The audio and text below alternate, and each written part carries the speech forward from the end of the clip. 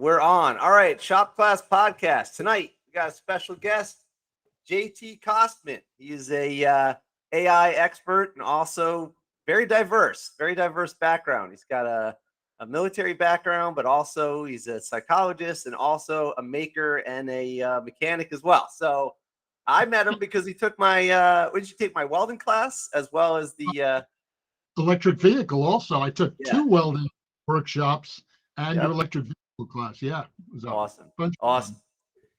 Yeah. So, and we're joined with we got some regulars. Nick's in the house, and Duke is here. We also got Dan Salan, also a psychologist, and he's at his practice right now. So we were rolling into the convo about makers and how there's it's good to be kind of a diverse background. And you're going to show us something. What do you got there, JT? Oh no, Dan and I were just talking shrink to shrink, and I was going to tell him I happen to have one of my old business cards on my desk. It shouldn't surprise you. I have everything within reach in my office. You got a lot going on back there. No, man. But, and don't shrink me on this. But I had this old business card. It said, Dr. JT Kostman, psychologist, data scientist, motorcycle mechanic. You'll see on the back, though, this is what Dan will love, is... Oh, yeah, little Rorschach right there. But tell me, okay, the rest of you, what is that? What do you see when you see that? I don't know. It's like a person or something. Oh, the full motorcycle, of course. Right. And this is one of the standard Rorschachs, right? And I could never use it, Dan, because it was like, okay, I can't with a straight face ask someone what that is. And if they tell me it's a butterfly, I can tell them, stupid? No, it's a motorcycle. That's right. That's right. Now you know why I couldn't be a clinician, right? Let me see, JT. Can I see the motorcycle on the front? Can you show that drawing or that artwork? Oh, cool. Yeah, I knew Ronnie would like that. That's awesome. Yeah, that's the kind of bikes I build. That's old bobbers and rebuild an old shovel head or knucklehead or something like that. Yeah, that's my thing. Yeah. Wow, that's so cool. That's awesome. It's funny because this all reminds me when you talk about motorcycles. You're talking about motorcycles on the same card as a psychology card. I'm thinking about Zen and the Art of Motorcycle Maintenance. Yeah, a classic Persic, right? It was a book that I think influenced so many, probably from my generation more, but had a very big influence. I'm also, I'm think more samurai than Dalai Lama, but I consider myself to be a Buddhist. I've been an active meditator for 45, 50 years. Yeah. Long time. Wow, that's awesome. That book really helped me. I feel like my after high school and college, my head was like scrambled eggs. And this book was like, no, you can totally like organize that thing. And the way you slice it, one of the best things from the book was the way you use the category separations is just as important as the categories themselves. Yeah, for me, what I really took away from it was the Chautauqua, the journey, the idea of just making it less about the destination and more about the journey. There's this old saying that young riders have a destination and old riders just have a direction. And I've been riding motorcycles for, well, actually, I guess I've been meditating for 50 years because I've been riding bikes for 45 years. And that's always been sort of, my meditation in part is sort of integrating these two things. So I guess that's part of why it really, resonated with me. Yeah. That's interesting. Wow. No kidding. That's awesome. It's called two-wheel therapy, right? And, they have that old sign, Dan, you've seen it a million times, right? You never see a motorcycle outside of a therapist's office. That's why I couldn't work in therapy, because I'd always bring my bike in the office. So that would be cool, I guess. That's funny. That's good. I like getting the perspective. This is interesting. Yeah, I had a Subaru WRX outside my therapist, but that didn't last long either. Not quite the same thing. Yeah, it's what? That said, different people, different, vibes on it. I actually had the incredible privilege for a short while of reporting to and working for General Norman Schwarzkopf. And Schwarzkopf's big thing was Volvos. No other car, but he was a big time wrench. He would take Volvos and strip them down to, plain steel and then build them back again. And that was sort of his meditation. That was his Zen. And it was, if it's Subarus or Volvos or whatever it is, there you go. Wow, no kidding. Volvo's cool. I had my mom had a 740, but I got a 240 a couple years back, and then I repaired it, and it was fun driving. It's very nostalgic, and believe it or not, very lightweight for the size. It's actually a good design, So, yeah, great design. It's a refrigerator box with 4 wheels. It's basically. Yeah. That's funny. So let's get into it. So basically, basically AI is this thing, and it depends on your perspective. You could, everybody's impression of it. Right away, people think of the Terminator, and that they make a solution for us, but then some people think, oh, okay, Wall Street, you could write an algorithm or something like that. And some people think robots. So, if you talk to a kid in high school and he's doing robotics, he's like, oh yeah, it's robotics. If you talk to like a video gamer or something like that, they're thinking about, I guess, the internet, maybe, I don't know, IoT or something, Internet of Things. If someone's worried about the military, they're thinking, oh my God, the Terminator. So we have this whole thing. But where should we really be thinking about this? What is your perspective on it? It's funny because I don't know that I know why, but for some reason my peers, the press, professional organizations labeled me a couple of years ago as one of the world's leading experts in applied artificial intelligence. And so IBM recognized me as being their think leader. And so I go to the awards ceremony and all this, and I tell them, I hate to disappoint everyone, but I'm not sure I know what artificial intelligence really means. I think everyone else is at that place because AI is one of those things that it means different things to different people, right? Really, when I think about AI and I think about artificial intelligence, I think about it 2 ways. When I think about it very practically, it's really just a collective term for things like robotics, signal processing, natural language processing, mostly machine learning. And I'll be happy to talk about all those. But from a conceptual standpoint, really what we're talking about doing is teaching machines to emulate human level and an above human level intelligence. We're teaching machines, and by the way, I'll get back to that word in a minute, we're teaching machines to be smart, to be intelligent, to manifest intelligence. And what's interesting to me is when I talk about teaching learning machines, we talk about like machine learning, my machines actually learn. And they learn the same way that pigeons and puppies and people learn.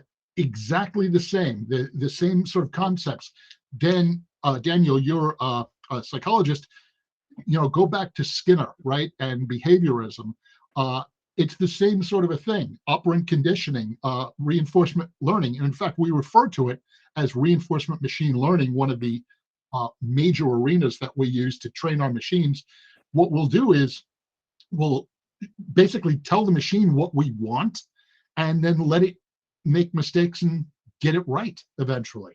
And there's just some, I'll be happy to talk. I could talk all night. We'll get into it. We'll pace it out. Actually, you know what I did? I sometimes when I get excited about a guest, I always forget the most important question. And Duke always reminds me. We start with the most important question of the Shop Class podcast. Did you have shop class growing up? Of course I had shop class growing up. And one of my pet peeves, and I've been on the faculty of a couple of universities, and I always lament to them that we don't have shop class now, and we should have it even for adults. And I can see in my students my grad students whether or not they've had shop class, because they learn things in shop class. They learn to, I took one of your workshops, Ron, on electric cars, which was awesome. I had a lot of fun. But Thanks. what was the final project? Ron comes and he dumps a box of crap on the table and he says, okay, make it go. And there's no instruction, there's no direction. And that is fantastic. That's what I want my students to be able to do. That's what I want my employees to be able to do. And in fact, that becomes sort of my interview questions are along those lines and testing for that sort of mindset. And so, as to shop class that I took, I actually, in lieu of high school, I went and attended the Southern Nevada Vocational Technical Center, a VOTEC, where this is back in the 70s, where I learned to work on this cool new technology called computers. And I actually learned to code, to program on an IBM 1620 with hollow earth punch cards. That's how old I am. But that was at a time where it wasn't just, like your PC, your laptop on your desk right now. It's almost like a modern car. Who the hell knows what's under the hood? Well, hopefully you do. But, it looks like a printed circuit board. For us, the learning to program and learning to code was a mechanical thing. We had to get under the hood and we had to be able to connect wires to effect changes and fixes. You've all heard that that phrase, a computer bug. Well, the first bug was a bug. It was Admiral Grace Hopper, who one of the pioneers in computer science. She found an actual moth in the computer that was getting in the way of its workings, and it was a bug. And we had that all the time. That's why they call it a bug. Yeah. And when we were debugging the machine, you were going in there and pulling out bugs and vacuuming out the dust and all the crap that would get in there. So it was really shop oriented. And for me, I mean, even before that, I did wood shop and I did metal shop. And, it's always been a passion of mine. And even now today, I mentioned that, Ron, I took the electric vehicle course with you. Also took 2 welding courses with you, which were awesome also. But over the years, I've taken, I don't know how many workshops I've engaged in for woodworking, for, in fact, in August this year, I'm going to go down to Redline Choppers with Chuck Sheridan, legendary bike maker, who's doing his seminar, his last workshop he's ever going to do. It was going to be back in April, and I convinced him to have one more session in August. And so me and a couple of guys going to go down there and build bikes. And so, yeah, it's that's cool. What's his shop called? It's Redline Choppers, Chuck Sheridan. In fact, if you give me the screen share capability. Oh yeah, go ahead. All right. Let's see. See if we There's can do this. There's a little up arrow, and then it gives you a couple options. As I look. All right, let's see here. Let me show you. Oh yeah, look at that. How to build a chopper. Yeah, let me show you this. Yeah, go for it. That's so cool. And while you're looking for it, I was actually curious about, when it comes to teaching, especially shop class, even the electric car class we did, once we did the fundamentals, I gave you guys a pile of parts, and it was a little car about this big, and I say, okay, there's the finish line, and these are the parts, and you can choose the gears you want to, and here's some of the glue, and here's some of the solder. You got to figure it out. And so some people panic, but I didn't teach how. I said, here's the goal and here's the data. And I was listening to one of your lectures, and you were talking about what machining learning is basically you don't give the rules, you give the data and I might have been confusing it, but that's it exactly. It's you give the destination and then you got to figure out the journey. Exactly. There you go. All the magic. I'll tell anyone who's watching this. There's all this mystery about, programming a computer and coding, all that stuff. I can teach you how to code in literally under 5 minutes. Really, it's all about it's if then else in algebra. We'll get into that sometime. But really, the difference between AI or machine and what's known as or normal traditional data processing, typically what we do with the computer, we have a bunch of data and we give it rules and it gives us an output. Data, rules, output. So what would that look like? That would be, I have a whole bunch of customer data and I tell it, I want you to find all the wealthy white women who live in Wichita, Kansas. And it outputs and it gives me this big list, right? That's how computers work. Machine learning is a little different. Instead of data, rules, and output, we take the data, give it the output or the examples of what we want for output, it figures out the rules. So in the same instance, we would say, here's your data of all our customers. We just want really good customers. And it would come out and it would give us a list of, don't bias yourself looking for wealthy white women from Wichita. Here are your good customers. And so it takes the human biases out of the equation. The machine figures it out itself. And because it's a machine, it's got some advantages, right? Machines and computers in particular are incredibly fast. They're unbelievably accurate. They are infinitely patient, and they are incredibly stupid. And that stupidity is very much to our advantage because they don't come in thinking they know anything, right? And so we'll give them this data and we'll let them figure it out. And we've seen some incredible advances doing that, even up to just a couple of months ago. The field of artificial intelligence, machine learning has advanced more in the last 5 years than in the previous 50 years. And so, yeah, it's really cool time doing this work. Yeah. So in preparation for this, interview here, I was talking with one of my students and I was showing them one of your lectures, which basically I think people should watch this. It's basically what you were just talking about is the one you did at Stevens, where you're talking about really breaking it down. And literally he's like, I'll teach you in 5 minutes. And it's amazing. This is well done. I really enjoyed this.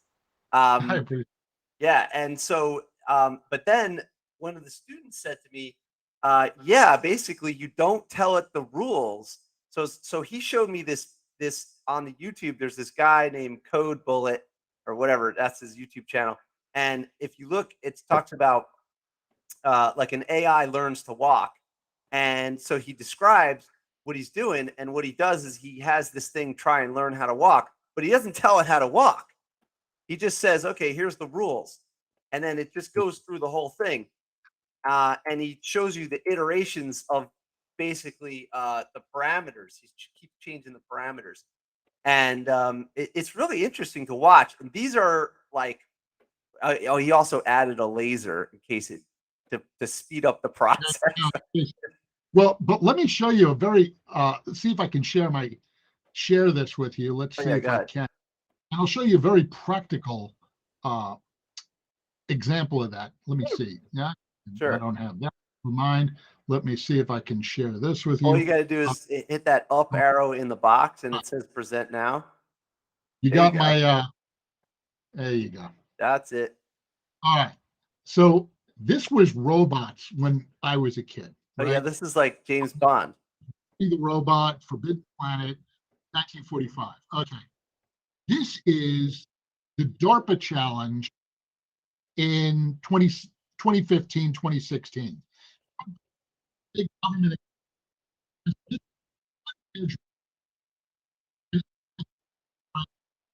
Oh yeah. Is he cutting out for you guys? Are you guys? Oh, JT, I don't know why, but your computer's lagging or something. It's cutting out a little bit, but we see the video. Okay. So if you can see the video, you see, I mean, this is really what robots were like. And this is going back to 2015. This is not a long time ago. Within 3 years, this is what they looked like by 2018. Yeah. Boston Dynamics. Unbelievable. It's crazy. By 2020, they looked like this. God. This ain't a guy in a suit. This is a robot. And this is what they look like now.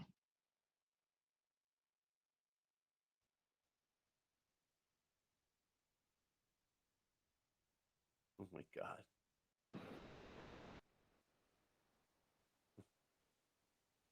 It's a dog. Crazy. That's too silly. The dog's dancing to make me want to shout. They have that video for Boston Dynamics. These are the videos I show my kids before they start building the robots to get them psyched up. And you know, and that's where I was going with this is we talk about, you know, when we talk about wood shop, especially guys my age, you were talking about metal shop, or you were talking about automotive, you were talking about wood shop. That's what shop is now to me. Shop is the cutting edge. You know, I did one of my postdocs at a consortium at Harvard and MIT. And I was driving crazy at MIT because I kept referring to it as the technical center and the trade school, right? And it's the trade school in Cambridge, but that's really what it is. And, you know, I just came across a list yesterday. Newsweek magazine is now putting out a list of the 200 best maker schools. And you know who's on it? MIT and Yale. Wow.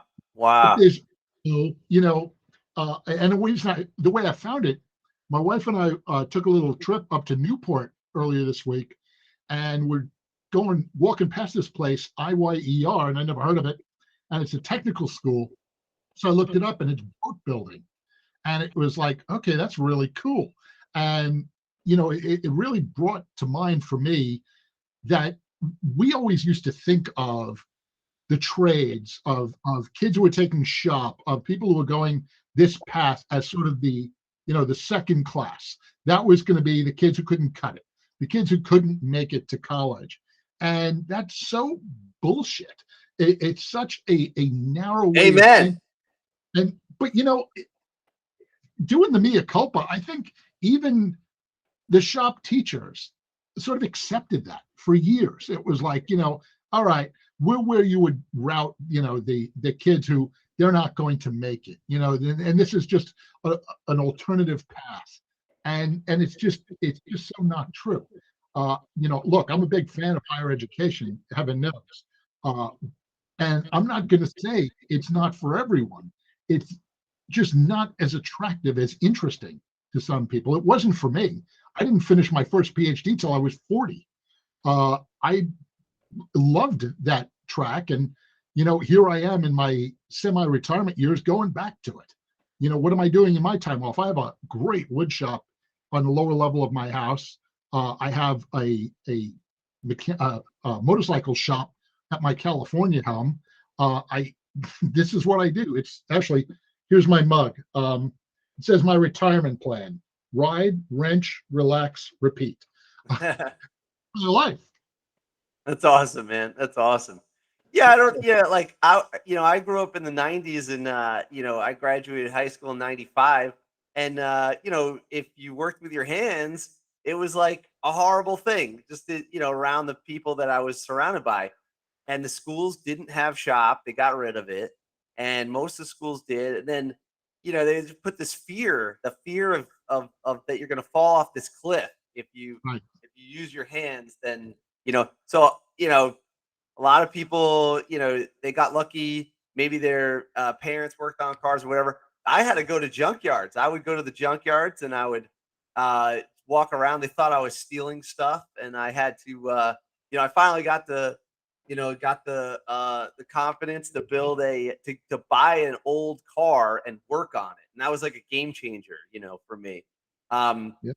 But, that separation where they're like, well, not everybody's going to college, so you got to get that kid in a shop so he can, he can work on it, Right, exactly. Yeah, he could be a plumber, but the plumber's going to make more money than the kid memorizing a bunch of stuff, So it's but just to me, it's not just about the money. I mean, look, it's easy for me to say that I'm old and I'm rich, but it's not that. It's, look, on the one hand, you're going to get kids who are going to come out with this crushing debt. I agree with you. Student loan debt.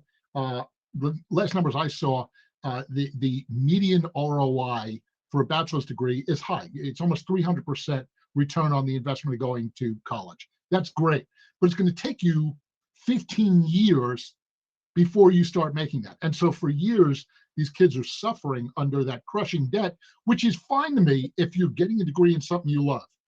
But just like they say, these kids who go to shop class, well, they're going to end up, a carpenter. Well, two things. Number one, the guy who got a bachelor's degree is probably going to end up in some cubicle somewhere wanting to kill himself, and you're going to end up miserable. So let's not pretend that just getting a college degree is, a path to success. Well, as I say, I'm on the faculty of a couple of universities, and we kind of half joke about, what do you do with a liberal arts degree? Well, you get to ask people if they want French fries with their order.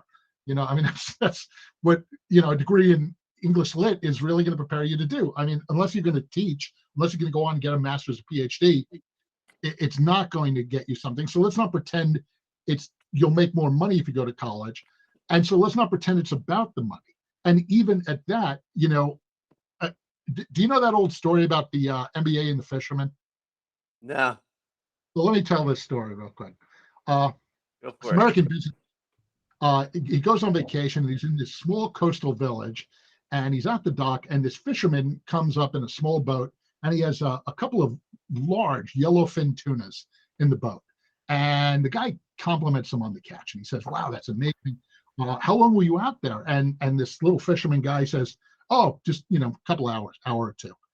And he says, "Well, why don't you stay out longer and catch more fish?" And he goes, "That's all I need. It's all I need for my family. And why kill myself?" And so the American says to him, "Well, what do you do with the rest of your time?" And the fisherman tells him, "Well, I sleep late, I fish a little bit, I play with my children, I take a little siesta with my wife in the afternoon, then I stroll into the village in the evenings, I sip wine, I play guitar, and I laugh with my friends." And the American tells him, "Man, is this your lucky day? I have an MBA from Harvard, and I'm going to help you free. Here's what you need to do. You need to spend more time out fishing. With the extra fish, you sell the fish, you get yourself a bigger boat. Now you can fish even more. You get more fish, you get yourself a couple of boats. Now you have a couple of boats. Eventually you turn this into a fleet of boats, right? Now, instead of selling to a middleman, no, you sell directly to the processor, and eventually you open your own cannery. You control the product, the processing, the distribution. You control it all. You own the pipeline. Then you move from this crappy little village. You go to the big city where you can run this international empire."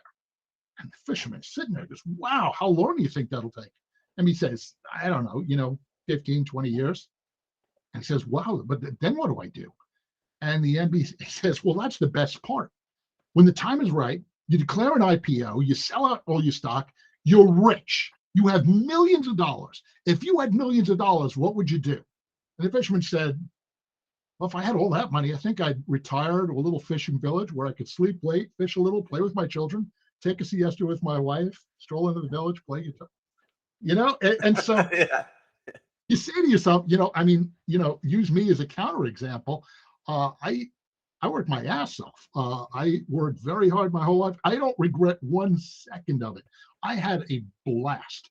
I'm one of those guys who, I know how professional ball players feel, because I would pay to do this. I love my job. I love the work I do. I've had great adventures, great fun. And I'm not one of those poor schmucks who got trapped in a cubicle.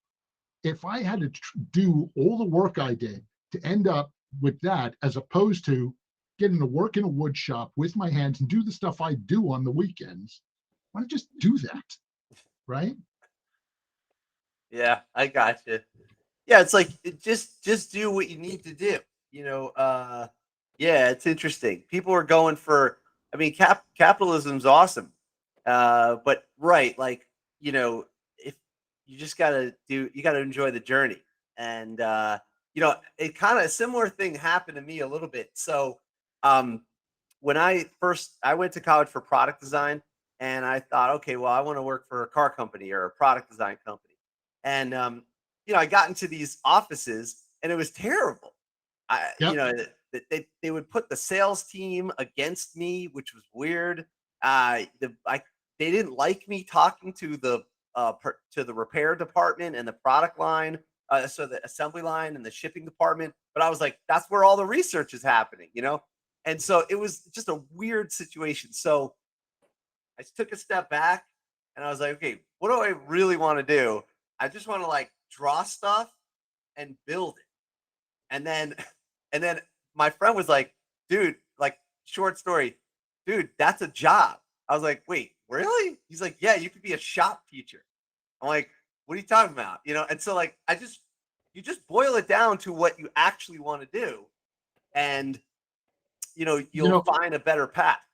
My daughter is my oldest child. My daughter is about your age, actually.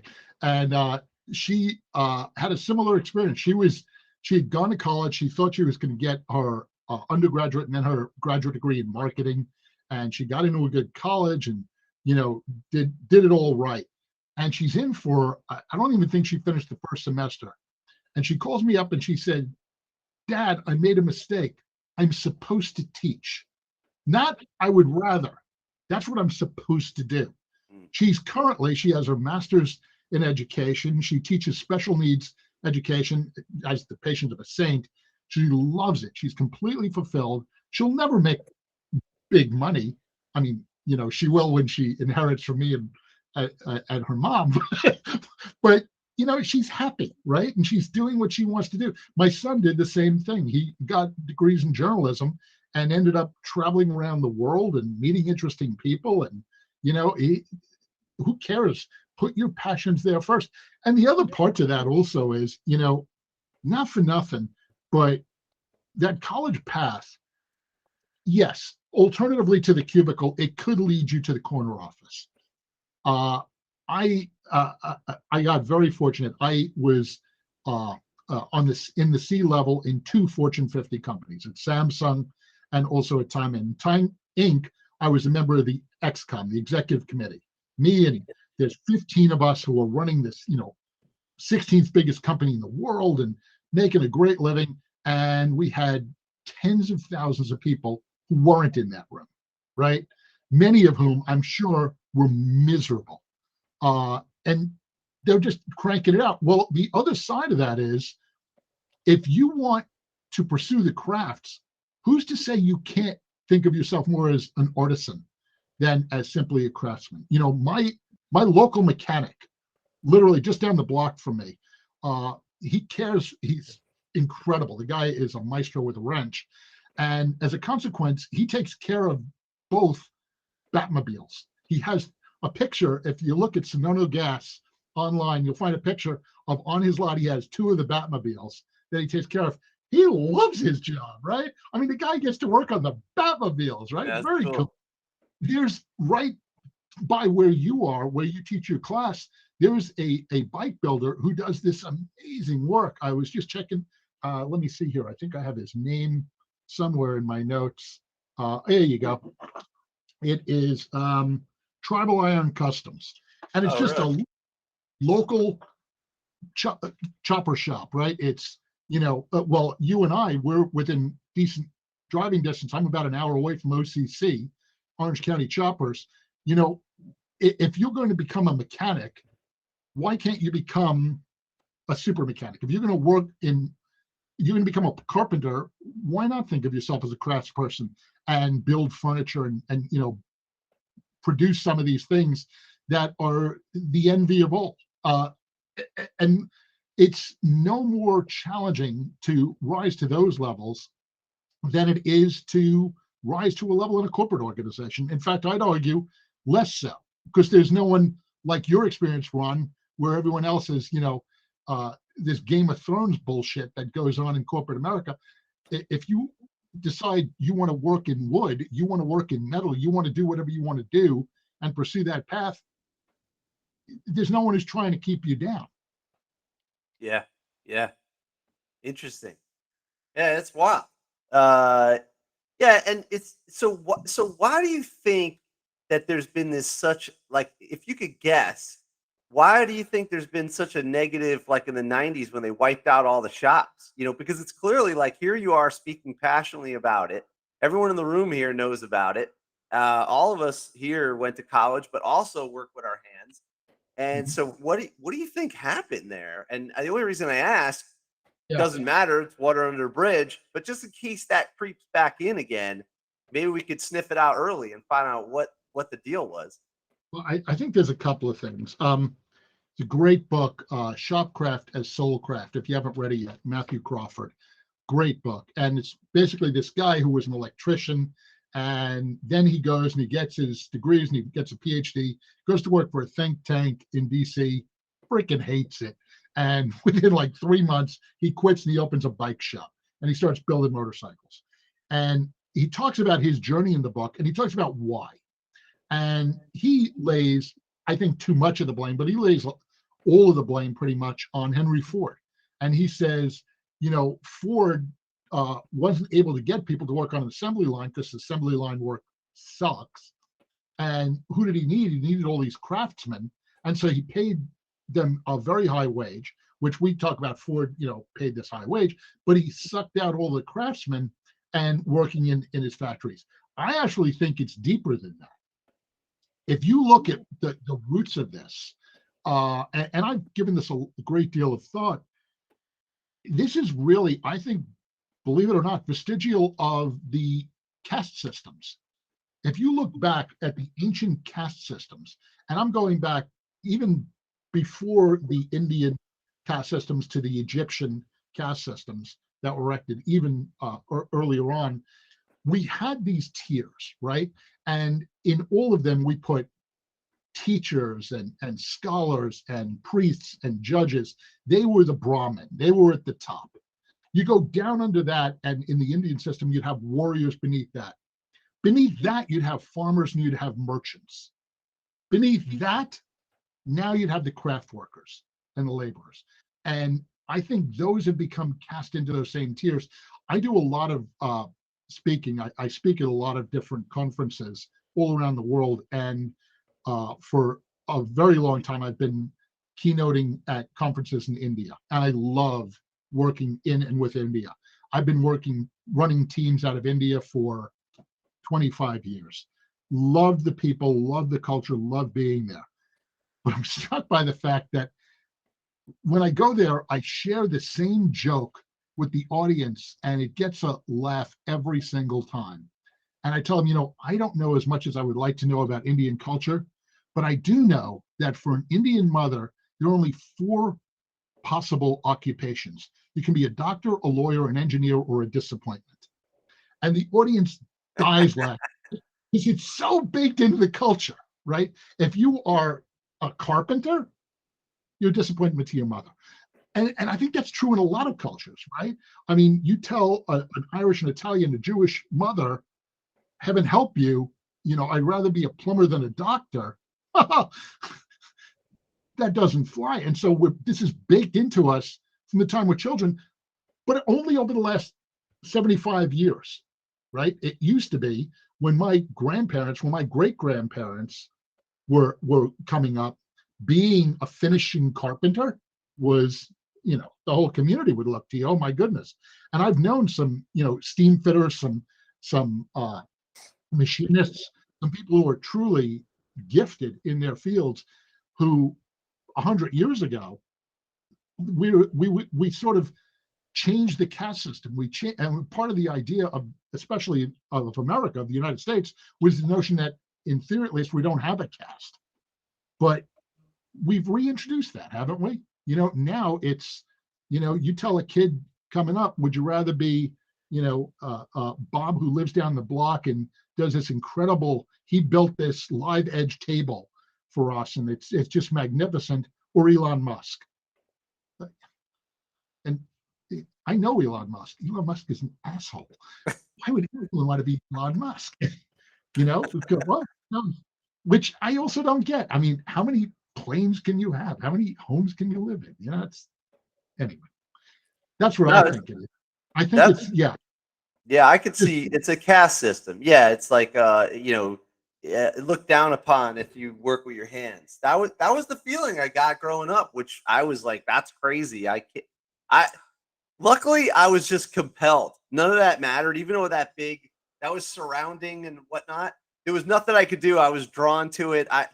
I would go to the junkyards, and I would be happier in the junkyard than anywhere else, you know. So, you know, and here I am still in the garage. I love it, you know. Well, right. I knew the guys who ran the junkyards in my area when I actually grew up in, most of the time I was, I was a kid in New York. I was actually a homeless kid. I lived on the streets of New York from the time I was 9 till I was 16, but I moved to Nevada at 16. And by the time I got there, all the junkyard owners knew me, right? Because I couldn't afford a car. You know, I'm making a car out of, you know, baling wire and duct tape. And so anything I can get in the junkyard, you know, it's like an engine for this and a tranny for that. Let's try to mate it together. I think I mentioned before we started, I dropped and worked on my first tranny, and I think it was 1978. It was like, you know, you did what you did. But I think that's coming back. You know, I think if there's, I hate to be Pollyanna and look for a silver lining and stuff that sucks. But if you look at I think one of the consequences of the pandemic, we've seen what they're calling the Great Resignation. And I don't know if I call it that as much as the Great Realignment. I think a bunch of people who are in their late teens, their 20s, even their 30s are saying, what am I doing with my life? Why am I going to this office where I gotta, you know, get my stapler and I gotta have these fights over bullshit for nothing? Why am I doing that? And I think you're seeing more of these people who are saying to themselves, and fortunately, because of the times we live in, men and women, and I think in equal measure, and I see that in my own kids and their friends who are saying, this is bullshit. I'd rather do something I love, something I'm passionate about. And whether that's making jewelry or it's, you know, working on motorcycles or whatever it is, I think we're going to see a return to that. And I think we're also starting to celebrate that more. You know, there was a documentary I saw when I was a kid back in 1981 called The Living Treasures of Japan. And that documentary really impacted me. It stayed with me for all these years. In it, they profiled these artisans, these people who were just expert in their craft, the best in the world in their craft. And they were actually considered to be an asset, a living treasure of Japan. And they had potters and doll makers and textile workers, and my favorite, of course, was the sword maker, right? You know, young kid at the time, and they had this guy on there, Gasan Sadatoshi, something like that, and they've been making swords in his family for 800 years. And so this guy, I mean, he took this seriously, right? And he became a true artist. And what you're seeing now is more people who are aspiring to that. One of the, and the final thing on that, you know, one of the, I've become sort of, I don't know, a binge watcher of a lot of these shows. One of my favorites, if you haven't seen A Craftsman's Legacy with Eric Gorgeous, he goes around and he also wrote a book, same title, Craftsman's Legacy. And he goes around to these great crafts makers and he's, you know, looking at how do they do what they do and how do they make these things. And it's just amazing to me. And you're seeing more and more shows like that. You know, my wife and I, we love like Rust Masters is one of them, where they're restoring and building and remaking old cars. There's one out of the UK. I can't remember the name right now. I'll remember the name in a few minutes. But where people are, you know, working with their hands and doing something productive and meaningful. And what comes through to me most is how engaging it is. You know, you look at these people, and these aren't people who are like, oh God, I got to go in again today. And no, it's not like that. They're loving what they're doing. And I think a lot of people are looking at those shows and saying, why wouldn't I want to do more of that, right? Why wouldn't I want to be, yeah, here you go, a tool chest maker? Why wouldn't I want to be a glass blower? Why wouldn't I want to do, you know, some of this cool stuff that these other people are doing? I think we're going to see more and more of a move toward that. And, you know, as you can see, you get me wound up about this stuff. But, you know, when you're talking about the work I do with AI, with robotics, with machine learning, with these sorts of things, If you aren't a craftsman, my machines are coming for you. They are. Most of what collar workers do right now, I'll tell you right now, it's going away. There was this a system that was built by JP Morgan just about a year and a half ago. They built this system that was supposed to augment the work of their lawyers and loan officers, right? And so they put this thing online, and when they do, they hit go on it within 3 minutes. 3 minutes, it was able to do work more accurately that previously took the lawyers and loan officers of JP Morgan 650,000 hours. Did it in 3 minutes. Oh, this is in your lecture as well. This is really good point. I don't need you anymore, right? Yep. If you're, my machines now are better at reading X-rays than any human has ever been. Okay, Yeah. this is where I wanted to come in. Yeah, go ahead. Yeah, I've been wondering. Go ahead. Now, I've been wondering about, like, we're talking about the journey a lot. We're also talking about the beauty of working with your hands, right? And learning how to do that. And I'm thinking, now when I think about AI, I come from, like Ronnie talked about, people think from different places of AI. I can't help it, but I think about the Terminator, the Matrix, Wall-E, and I'm frankly kind of scared about AI. And so I'm wondering, like, how does AI affect the journey? You were saying something like, if you don't work with your hands, the machines are going to take over, and that's very Terminator to me. I'm a therapist, clinical work. I hear rumblings. I see in some trade papers and even, the digitizing of therapy, being like getting clinical help from a robot, because the robots are becoming more and more human-like with their facial features and reactions. We give them enough learning, they're going to respond like a human would to somebody's, affect changes. That really kind of makes me terrified. So maybe I could speak from that standpoint of, like, maybe I'm worried existentially. Let me see if I can put your mind to ease a little bit on a couple of things. First of all, on the physical fear front, I always tell people that the only thing they have to fear from Arnold Schwarzenegger in the Terminator is if he becomes governor of California again.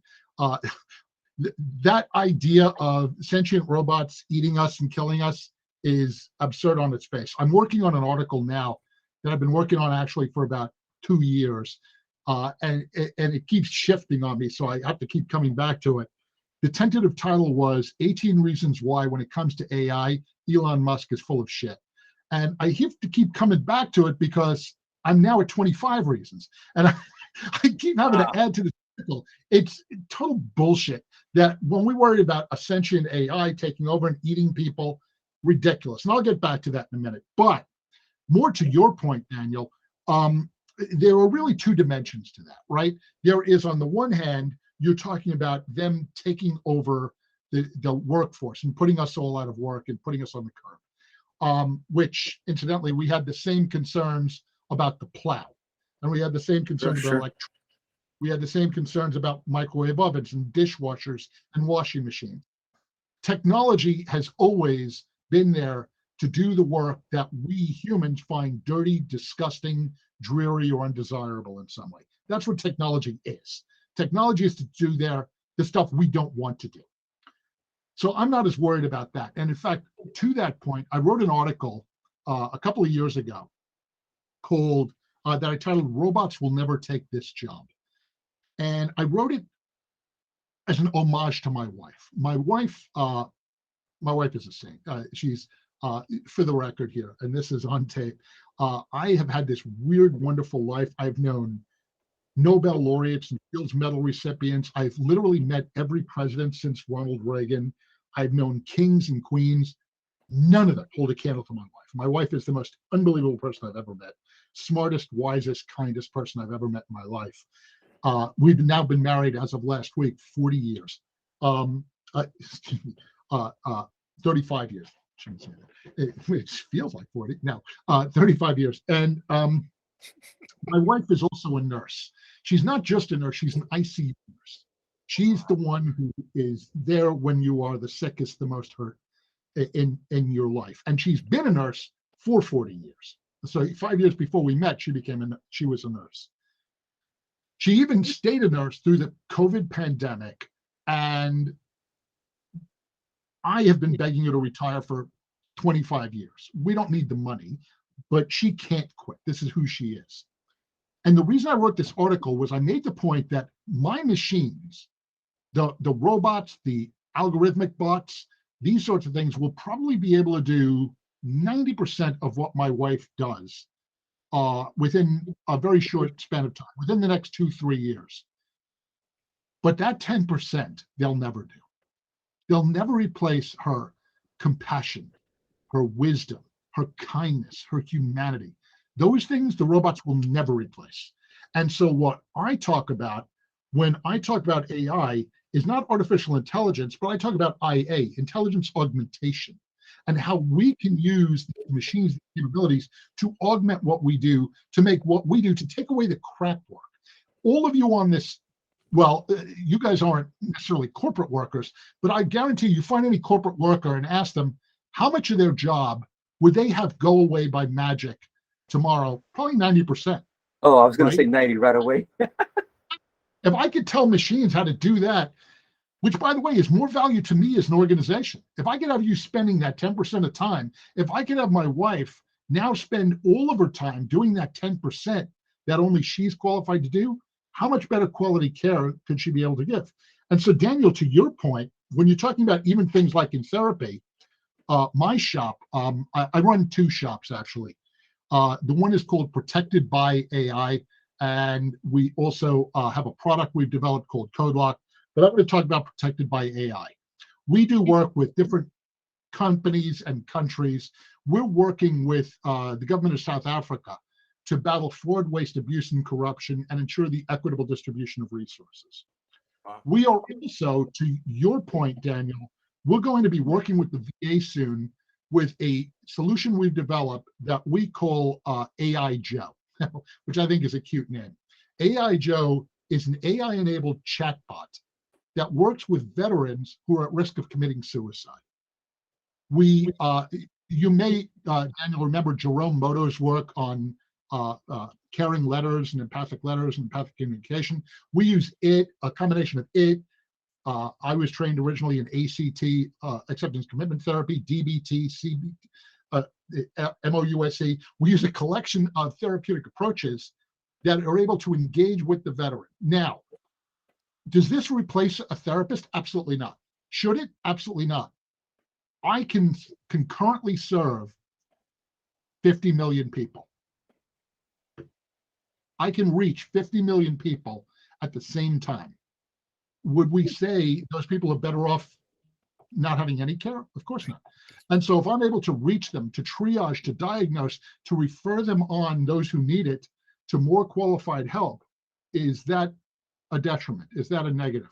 Of course not. There is a letter famously written, I think the title of it was To Siri with Love. Yeah, Siri with Love. And it was a mother writing this letter, brilliantly heartfelt, about her autistic child who was unable to form a human connection, who formed an attachment with Siri.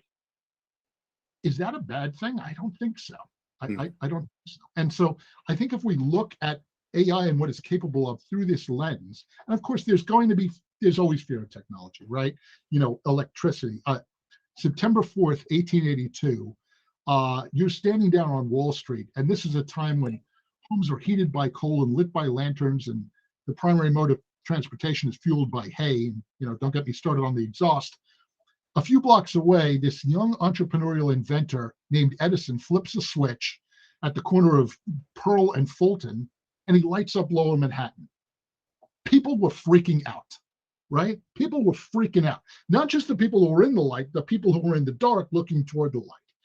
When you read about some of what had gone on during that time and all the fear people had of electrification and electrifying the cities, people were losing their mind. The first automobiles, right? Panic people. And I'm not saying that this is innocuous. I think it's AI is probably, well, Sundar Pichai of Google says it's the most important invention in human history since fire in the wheel. And I don't know if I fully agree with him, but I don't too vehemently disagree with him. This is changing everything. Medicine, manufacturing, art, music. And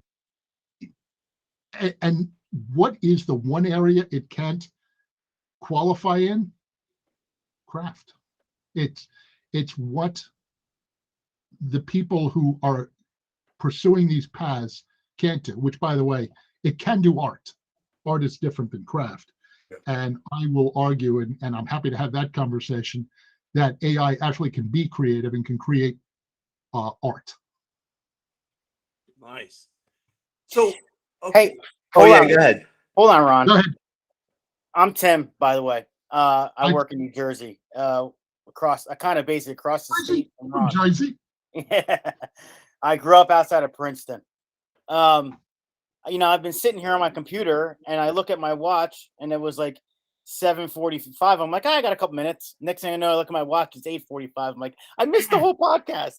But anyway, going back to your point, when they asked, Henry Ford has the quote, like, if you ask the people what they wanted, they'd want faster horses. That's right. That's right. And I think that goes with your statement of people are crazy about change. I mean, I'm crazy about change too, but look, we as a species, we don't like change. We think we do, but we don't. Daniel will, I think, tell us that his entire business is about helping people realize change and being able to change and accept change effectively in their life and be able to make changes either within their life or in relation to their environment. That's why he's in business. It's because, and I'm not casting any aspersion. Daniel, you're my hero. I wish I had the capacity to be a clinician. I don't. But that's really what it is. It's because at the root of it, change is hard and it's scary. And Daniel, to your other point that I neglected to speak to, even that need of work. I'm one of the only shrinks who never quotes Freud, but Freud once had contended that second only to the sex drive is the need to work, the need to engage in meaningful activity on a continuous basis. What my future looks like for the human species is take away the crap. Why are we doing the dirty, the dangerous, the dreary? Most people who are in a corporate organization, I will argue, are effectively treated like they're meat robots. They're made to do shit that my machines can do. And if my machines can do it, it's dehumanizing to expect you to do it. We have a tradition, a history that is loathsome of treating people that way, right? That was the entire conception of slavery, that we would say some human beings, we have the audacity to treat as less than human beings because we need to treat them like cattle or chattel, instead of an ox or a horse. My God, aren't we doing that same thing when we're asking someone? I mean, don't get me wrong. I'm not equating, working at Acme Corporation to slavery, but what I am saying is you're not allowing people to be authentically, truly human. My utopia, my ideal, is when we liberate people from that shit and let them do more about what we were talking about. I would love a world where all my neighbors up and down the road, I'm sure, work for different corporations and companies, either moving papers from this pile to that pile that no one will ever read, or moving a box from here to there, or whatever they're doing. I would love to have, I just saw a commercial on CNN for Flippy, the new hamburger. Yeah. Flavor, right? Yep. I'd love for people not to have to do that crap and for my machines to be able to do it and to liberate them to make music, to make art, to make a beautiful table, to rebuild a 1965 split back rear window Corvette.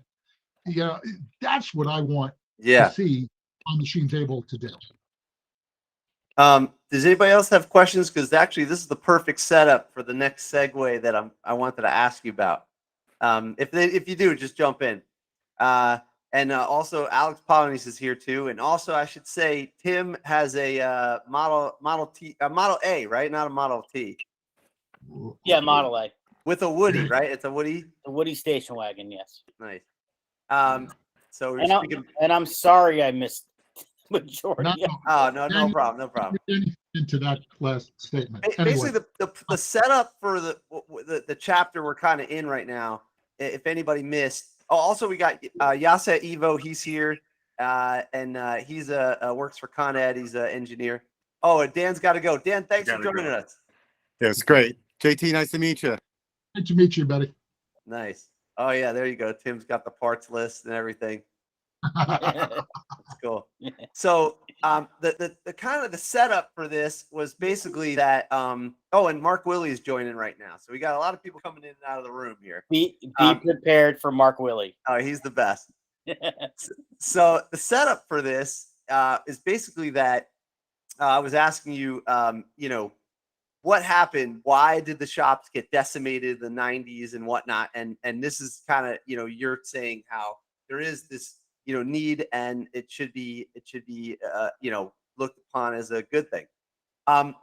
So one of the things that I think about as a teacher, but also that I'm kind of like, I never set out to be a teacher, so I look at it completely from a point of view of like, okay, we're just people hanging out, building cars.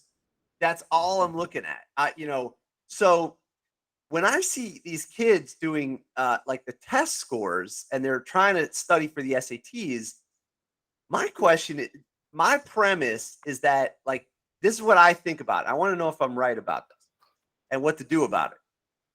I think that memorization is obsolete.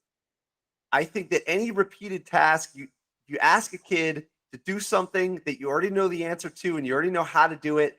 I'm not sure that is needed. And I think we're tricking these kids into walking into what you just described as something that's obsolete. Is that, you know, this thing where they did the lawyers, they were going through the boilerplate thing, and then they came up with an AI, and it was like so much faster. Or somebody who does something the same way every single time.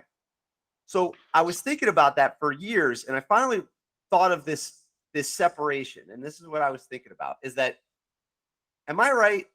The difference between humans and like animals and computers. I put animals and computers kind of in the same category, but I might be wrong about that. The difference, that the advantage that the human has is that we create new ideas.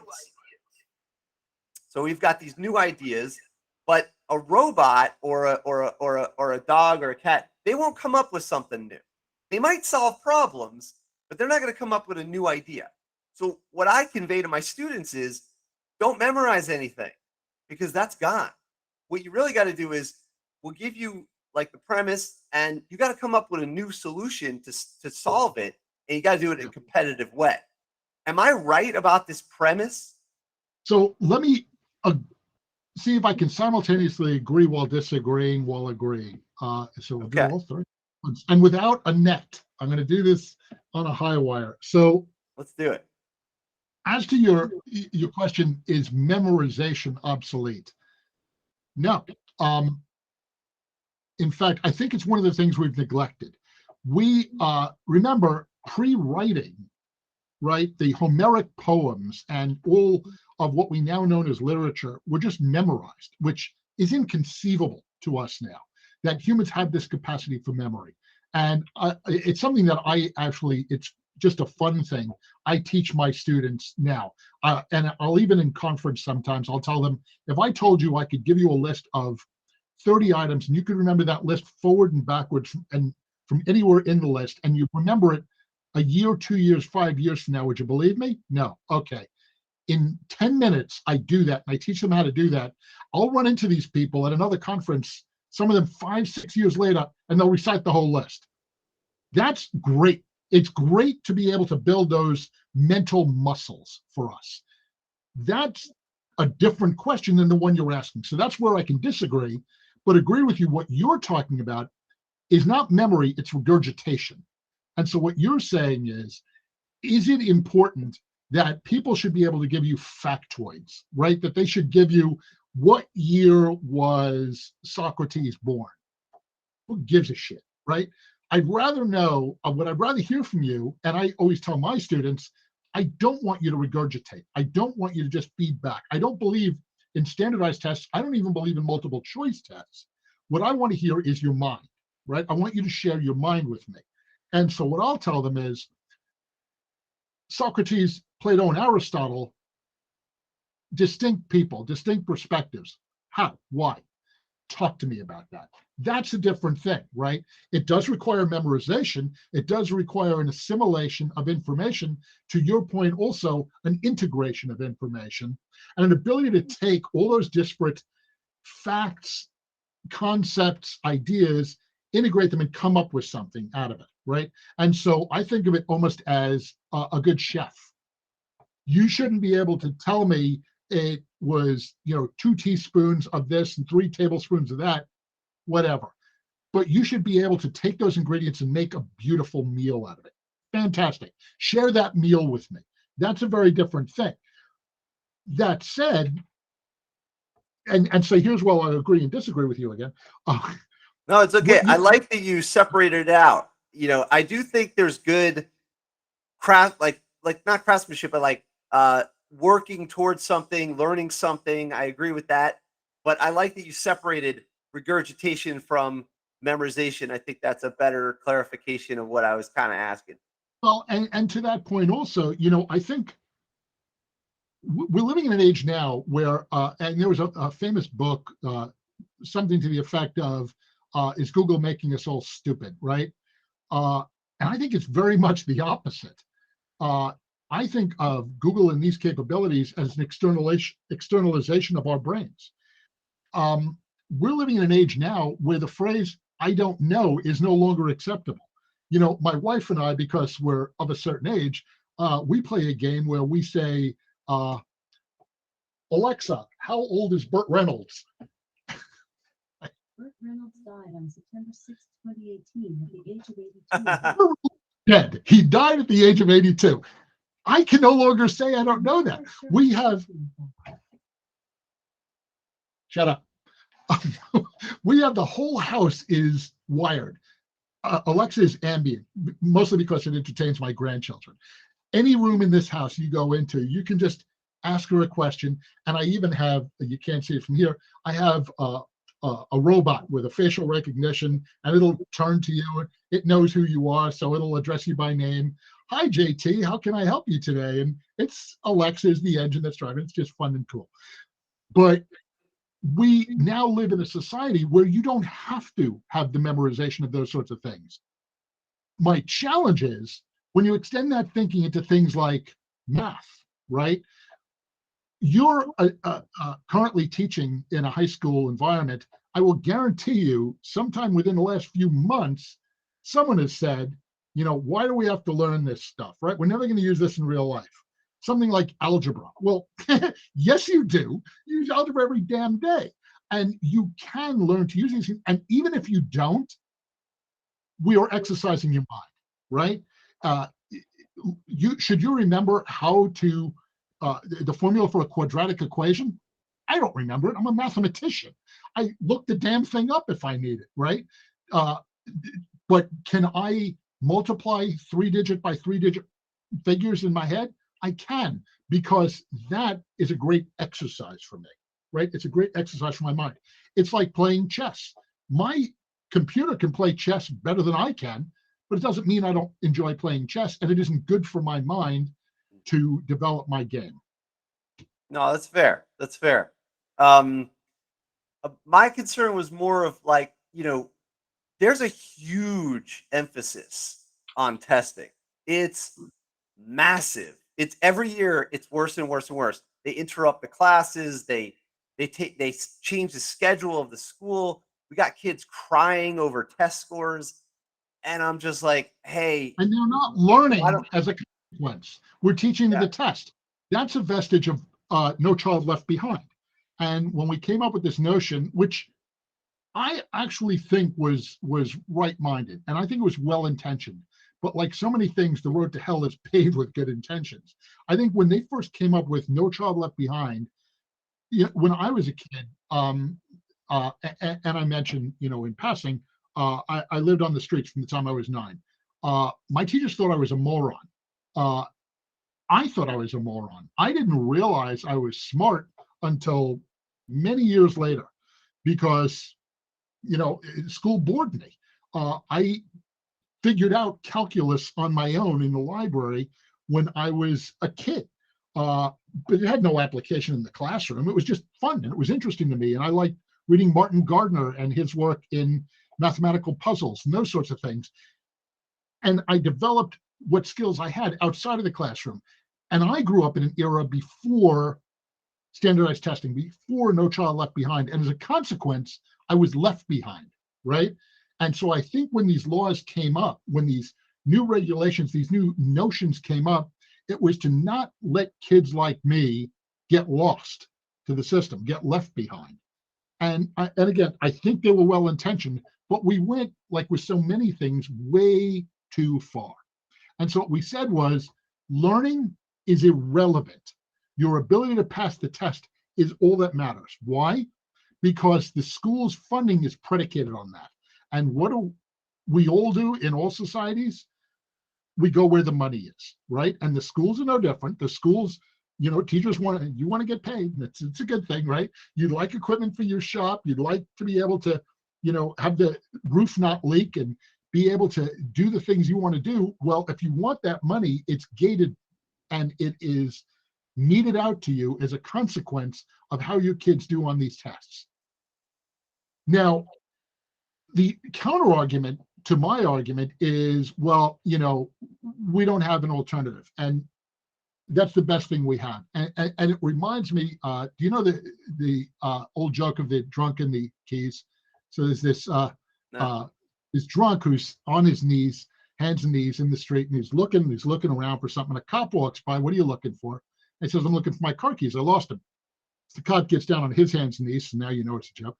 And the cop gets down on his hands and knees and he's helping him. He's looking. He goes, I don't see these damn things anywhere. You sure you lost them here? I said, oh no, I lost them down the alley. What the hell are you doing looking here? Well, the light's better here. Well, that's what we're doing with these tests.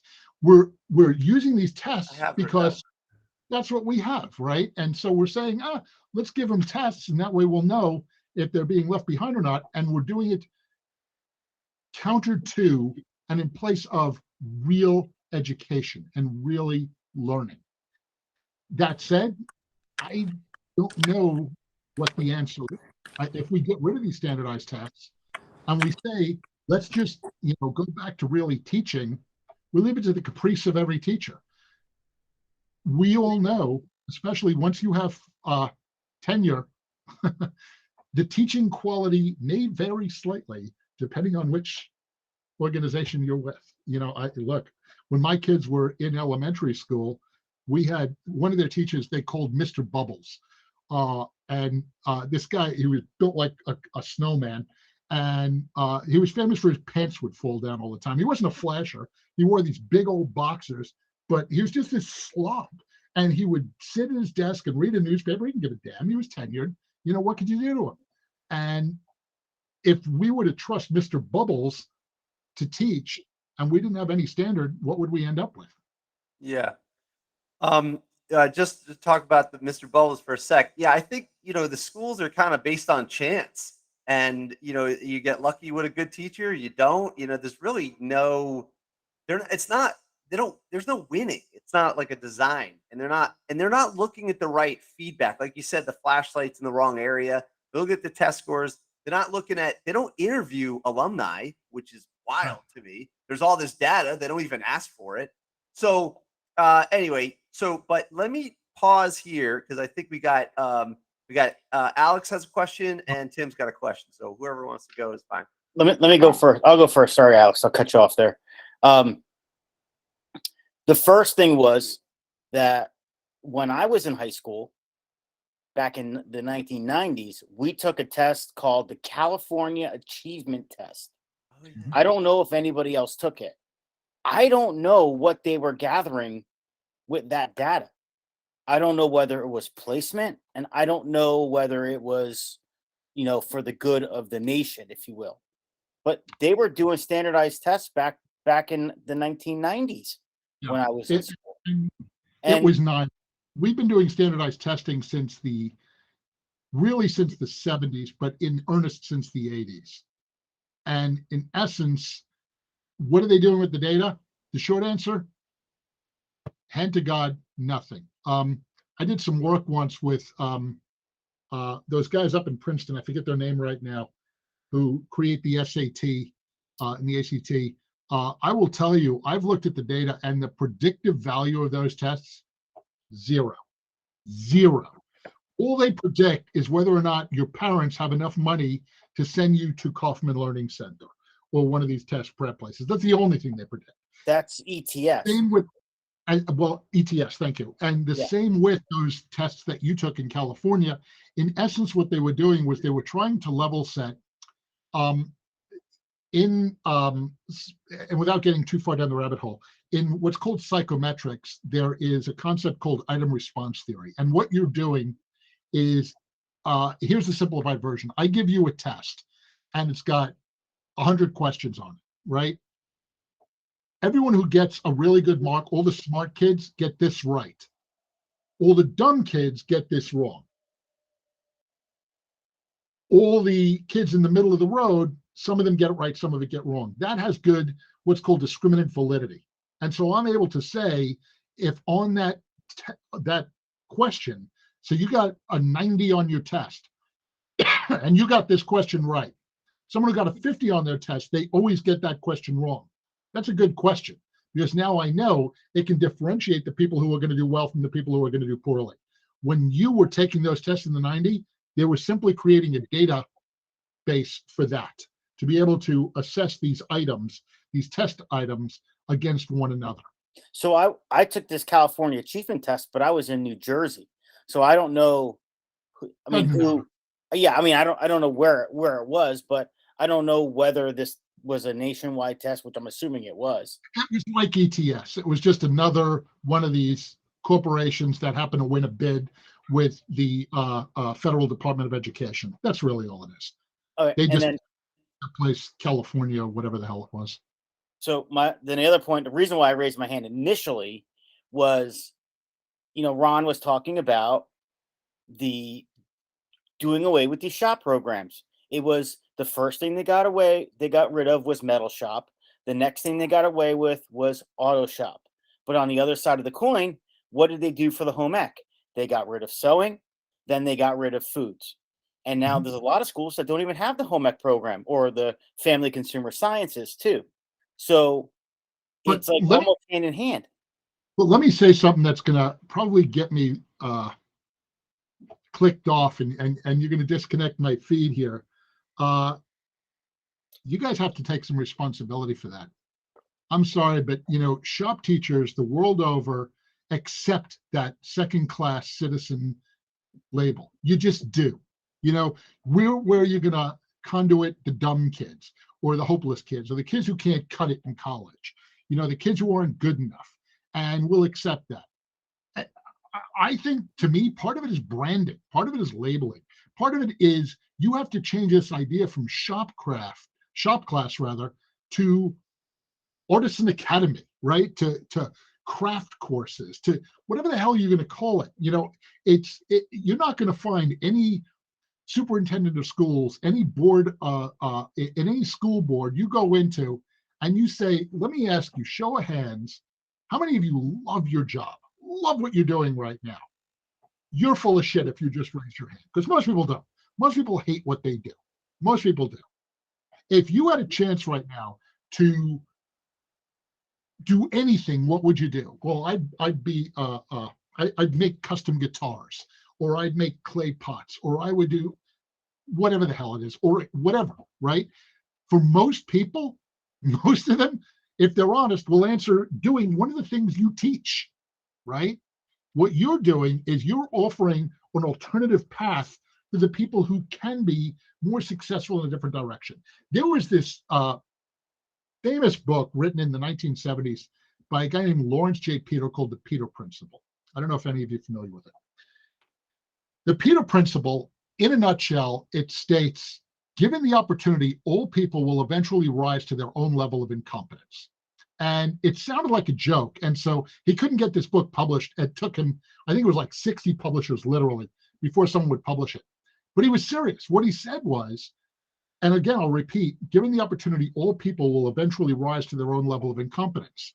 If you're good at being a ditch digger, what do? They make you a supervisor of ditch diggers. Well, just because you're good at digging a ditch doesn't mean you're a good supervisor. If you're a good supervisor, what do? They'll make you a manager. If you're a good manager, what do? They'll make you vice president, and on and on and on, till we get to the place where you're incompetent and unhappy and you suck. But because culture is being what they are, they won't demote you. And so you end up miserable there. Well, that's the Peter Principle. The academic corollary to that is what I'm going to call the Kostman conjecture. JT Kostman, I get to name it.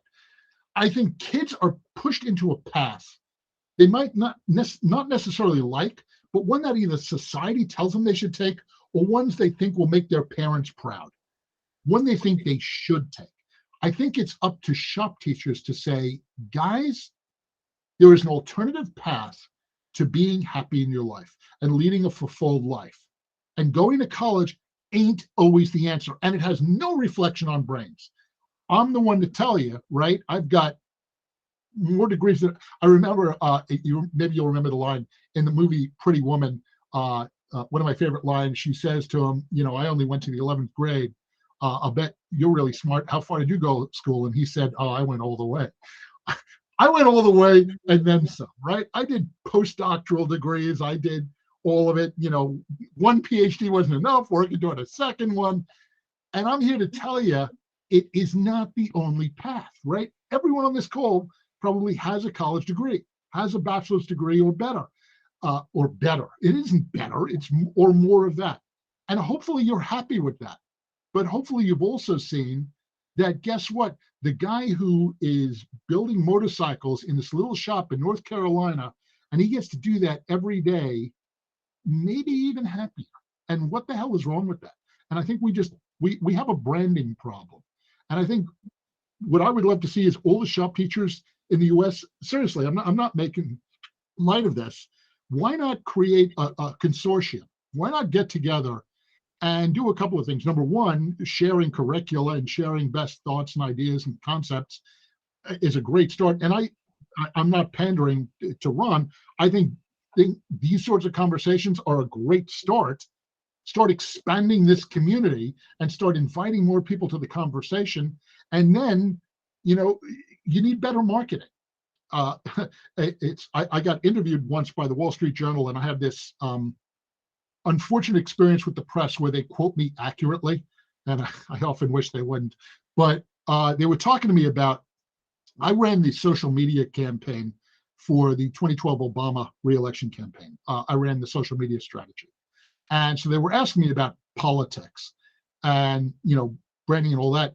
And I told them politics is a product, just like any other. It's no different than selling soup, soap, or cereal. It's the same damn thing. What you guys suffer from is what a lot of politicians used to suffer from, and they figured it out. They know how to brand themselves. You don't. Sorry about that. Al, sorry to have put you off for so long. What was your question? No, it's fair. That's fair. Let me just say this. I 100% agree with you. I call it the napkin holder problem. It's actually early in this podcast, when it was just a phone call between two shop teachers, we would record it. We talked about the shop teachers that would teach kids how to make like a little napkin holder or like a birdhouse, and they would just beat the kids like enthusiasm out of them. And so we're always like, please stop making repetitive, crappy projects. Make art, make something that has a competitive advantage in engineering. Make something beautiful. And I agree with you 100%. So I told you how much we do have a branding problem. 100%. I'll tell you, my wife has this habit of whenever I go somewhere, and I travel a lot. My record so far is 200 days in a Hyatt in 1 year. I travel a lot, but when I do, She like changes everything. She much to her credit, she built a gym in our house the last time I was gone. And a gym. I mean, we've got locker room and showers and, every kind of equipment you can imagine. She like really does it. Well, one time I'm on a trip and she buys a live edge table, dining room table, which is gorgeous, for $3,500. And I'm like, what the? I'm a furniture maker. And this is, oh, it's live edge. It's like, it's just not finished. It's like, I could make that for you in a freaking hour. It's, and it's fine. It's a beautiful table. She loves it. It's her favorite piece of furniture in the whole house, which hurts the hell out of my feelings because I've built a lot of the furniture in this house, whatever. But why don't we have kids working on that? And better still, why aren't we showcasing a portfolio of that? Just to brag a little bit, my brother, and I'll send you a link to his website, johnametti.com. My brother John is on the faculty at LSU, where he teaches set design. He teaches people to build these theatrical sets. And Ron, if you can pull it up, how do you spell the last name? Let me just make sure of his URL, John. I think it's, John, JohnMeddy.com. Now, my brother builds this stuff from scratch, from nothing. And it is mind-blowing. He's won Kennedy Center Awards. He's, internationally recognized for his work. He takes kids who he always jokes with me, I have to show them which end of the hammer that they should hang on to. So, I mean, I hate to be mean about it, these are actors, these are kids who are acting in high school, and he gets them as first-year undergrads, as freshmen, and he's supposed to teach them, how to build these magnificent sets. All the sets you'll see, he built with his students. That's the kind of thing I would love to see shop teachers not only doing, but showcasing. John M. Eddy, no A. Oh, John M. John M. All one word, JohnMeddy.com. Oh, So okay. they won't let my school build the sets. Number one, it's cheaper to rent them, and number two, apparently there was somebody got hurt, and then there was a lawsuit. But I'm looking around. I don't see anything that I've actually made here. Oh, here you go. We're going to get to your question in a second. Sun Tzu's The Art of War in Chinese inscribed all the staves around this. It's not perfect. I'm very proud of it, right? It took me a long time. John M. Eddy, not Eedy, Eddy. So here, let me just write that in for Ron real quick, just so we have it. All right. Ron, the great speller. Ron's better with GPS coordinates, trust me. There you go. And so there you go, Ron. Got it. And look, you can't build a set. No reason you can't have your kids do this. And to me, if I'm a shop teacher, I'm bringing these things into the school board meeting. Crash a school board meeting. And I'm not even talking about the superintendent of schools, your principal, any of that crap. Go into the school board and say, I'm not here to ask for anything. I just want you to join me in, we're going to have a celebration of my kids. They did this, and it would mean the world to them if the Board of Education were to say, bravo. That's all I'm asking you for. Can I have 10 minutes on the agenda? Of course you can. You're there to celebrate your kids and show them this kind of thing. Then when you come back the next time, we would like some funding so that we can do more of this incredible work. Mm-hmm. Whether that's in metal, it's in wood, it's whatever it is. If it's, my kids built this electric car that did this. Here's the video of it. You don't have to bring the electric car or the model versions, but you can, right? If you show, when my brother John went to LSU, And, Tim, to your point, they told him when he first went to LSU, here's a budget, rent stuff. He said, you know what? And he took a chance. And he said, I'm going to take that budget and I'm not going to rent anything. I'm going to build it. And I'm going to build it with the kids. The first time he showed one of these photos in his portfolio to the Board of Regents, they lost their mind, right? They put him in for a Kennedy Center honor, which he won. This brings prestige to the university, right? And I mean, I'm very proud of my brother. Don't get me wrong, I'm bragging on him, I know. But this isn't beyond the keen of the kind of work that all of you do and all of you are capable of doing. And that's why I said earlier, I think you have to stop thinking of yourselves as shop teachers and nurturers of art and craft, and those being different things. And we're the people who bring art and craft to the world, right? And we bring it through these children who have this talent stuck inside of them. And we're going to nurture that and bring that out. Why is that less important than what I do and what I teach, whether I'm teaching someone to be a mathematician or to write well or whatever it else is they're doing? Anyway, I'm sorry, Al, to have rambled on. The floor is all yours, my friend. You're on mute, buddy. That's a lot. That's a lot. Memorization. Yes. If it was not for memorization, we would not be able to have this conversation. Thank you. That's exactly right. I totally agree with the doctor. Evolving on what you memorize is what makes us different from the animals and the artificial intelligence. But I dare, as a science fiction fanboy, well, my AI can remember. AI has the ability to adapt and evolve and maybe become more human than us someday. Standardized testing. Standardized testing, a money grab. Yeah, it always has been. It always will be. Yeah. The California test, in New York, you got the regions, the SATs, the whatever test you have to take to graduate out of high school, and it's all related to Pearson, which is like, ironically, is some English company. So it's like the country that the original Americans were trying to escape from are charging us all for the testing that they give the entire nation. Money grab, standardized testing. Well, okay. And that's at the end of the day, I mean, I think we'll all agree, they once asked the bank robber, Willie Sutton, why did he rob banks? And he said, that's where the money is. Yes. That's where all opportunity follows the money.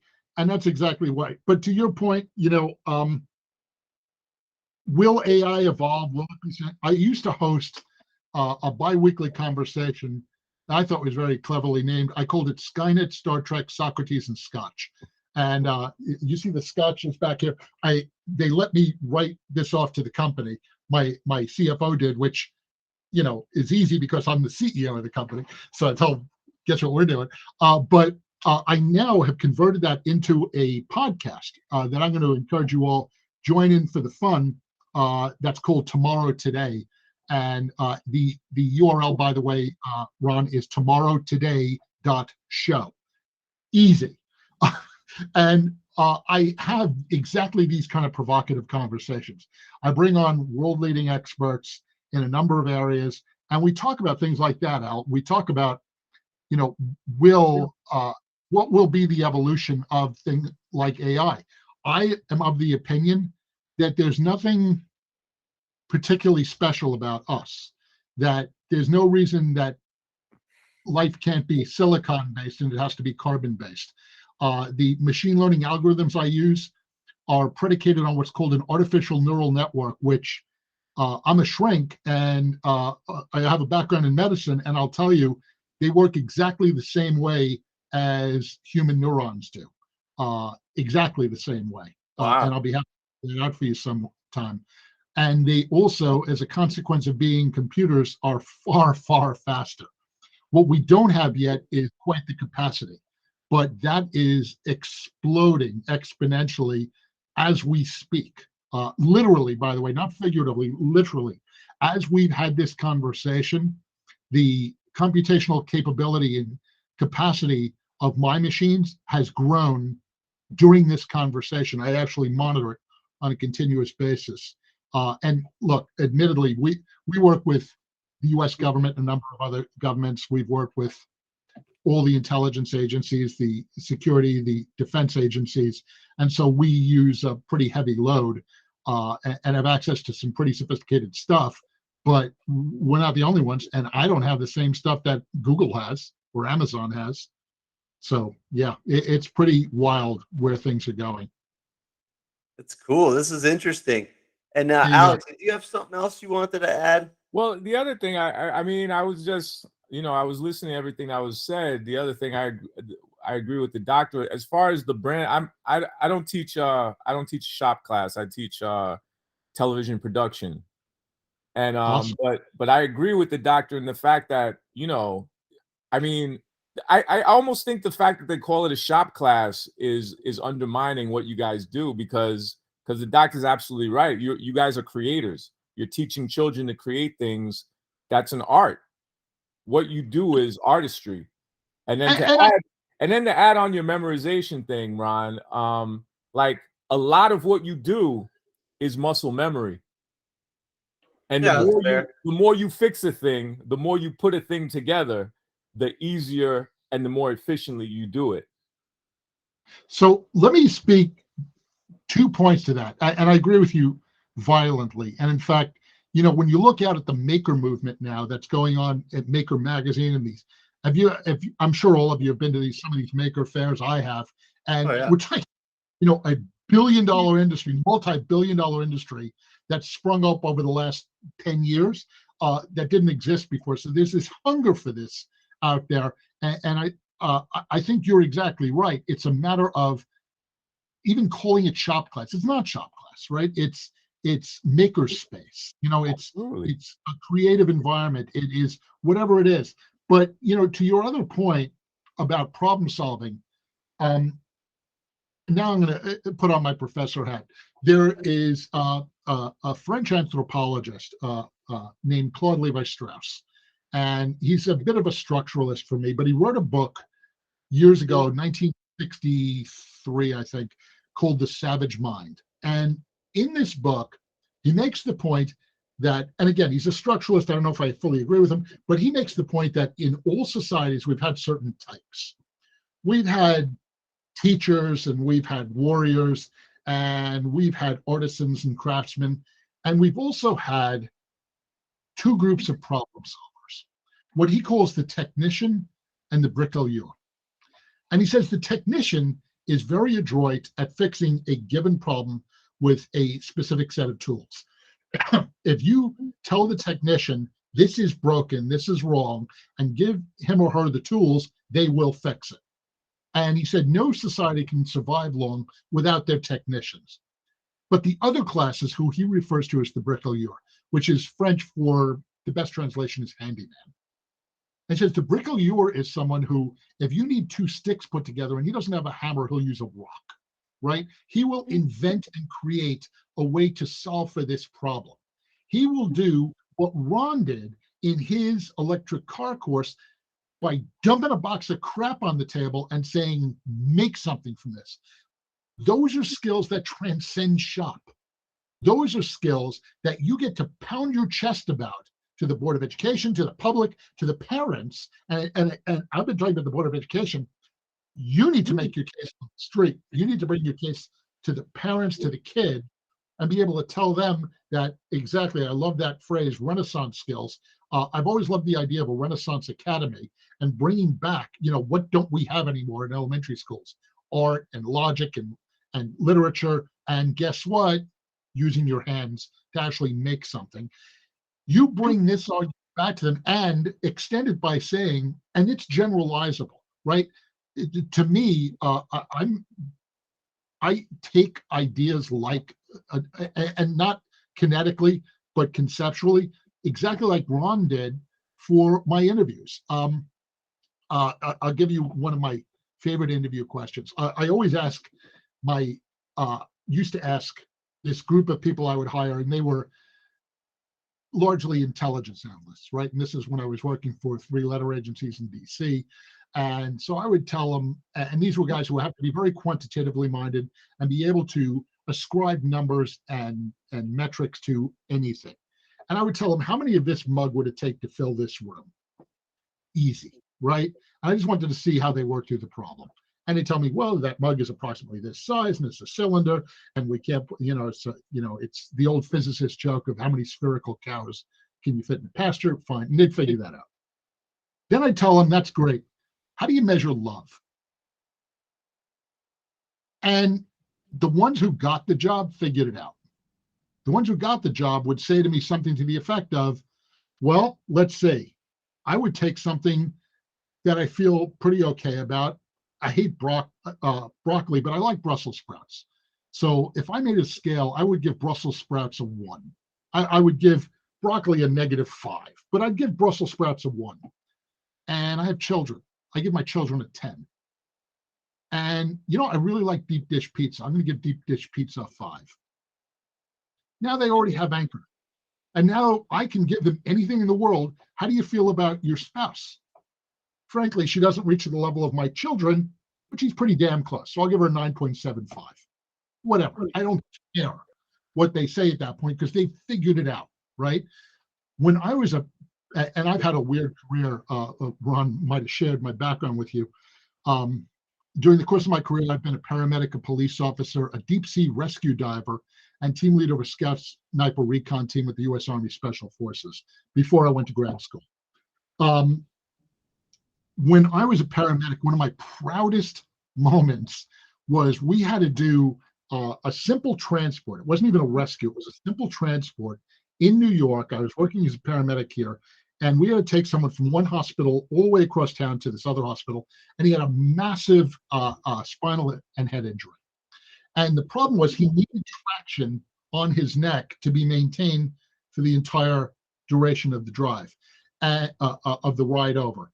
And I, out of rope, shit, and baling wire, built a traction system that we could put this guy's head into and anchor to the gurney and put in such a way. And it was so effective that they ended up putting it into use. And it was like so cool, right? And that was maker spirit, right? I did the same thing on most of the rescues I ever went on. How do you get this poor bastard out of a car that's on fire when it's upside down and it's the middle of the night? Well, you see TV and they come in there with the jaws of life. Jaws of life will cut your leg right off, right? And so how do you do this? And how do you work that problem in the spatial reasoning? And these are the skills you're teaching, right? And what I'll offer is they transcend not only the specific to the generalizable within that same domain, but even more generally. Learning to solve problems is learning to solve problems. If I were to do it all over again and teach undergrads, which I will never teach undergrads again, frankly, I leave the high schoolers to you guys. No questions.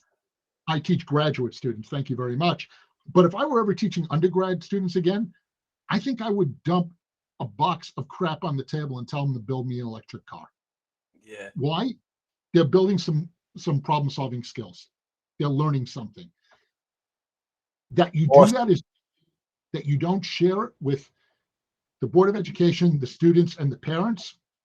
Shame on you. I'm going to wag my finger. I agree 100%.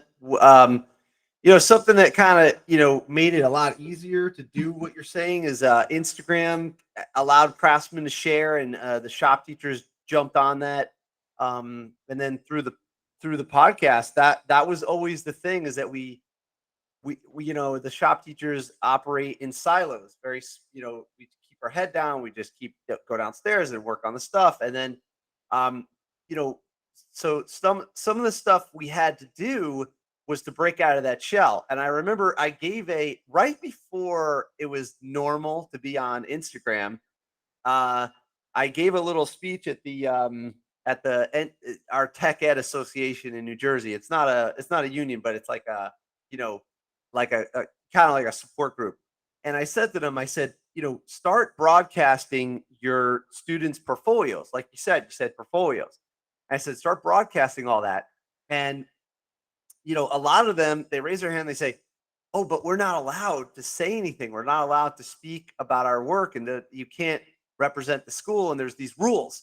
And I said, yes, I understand.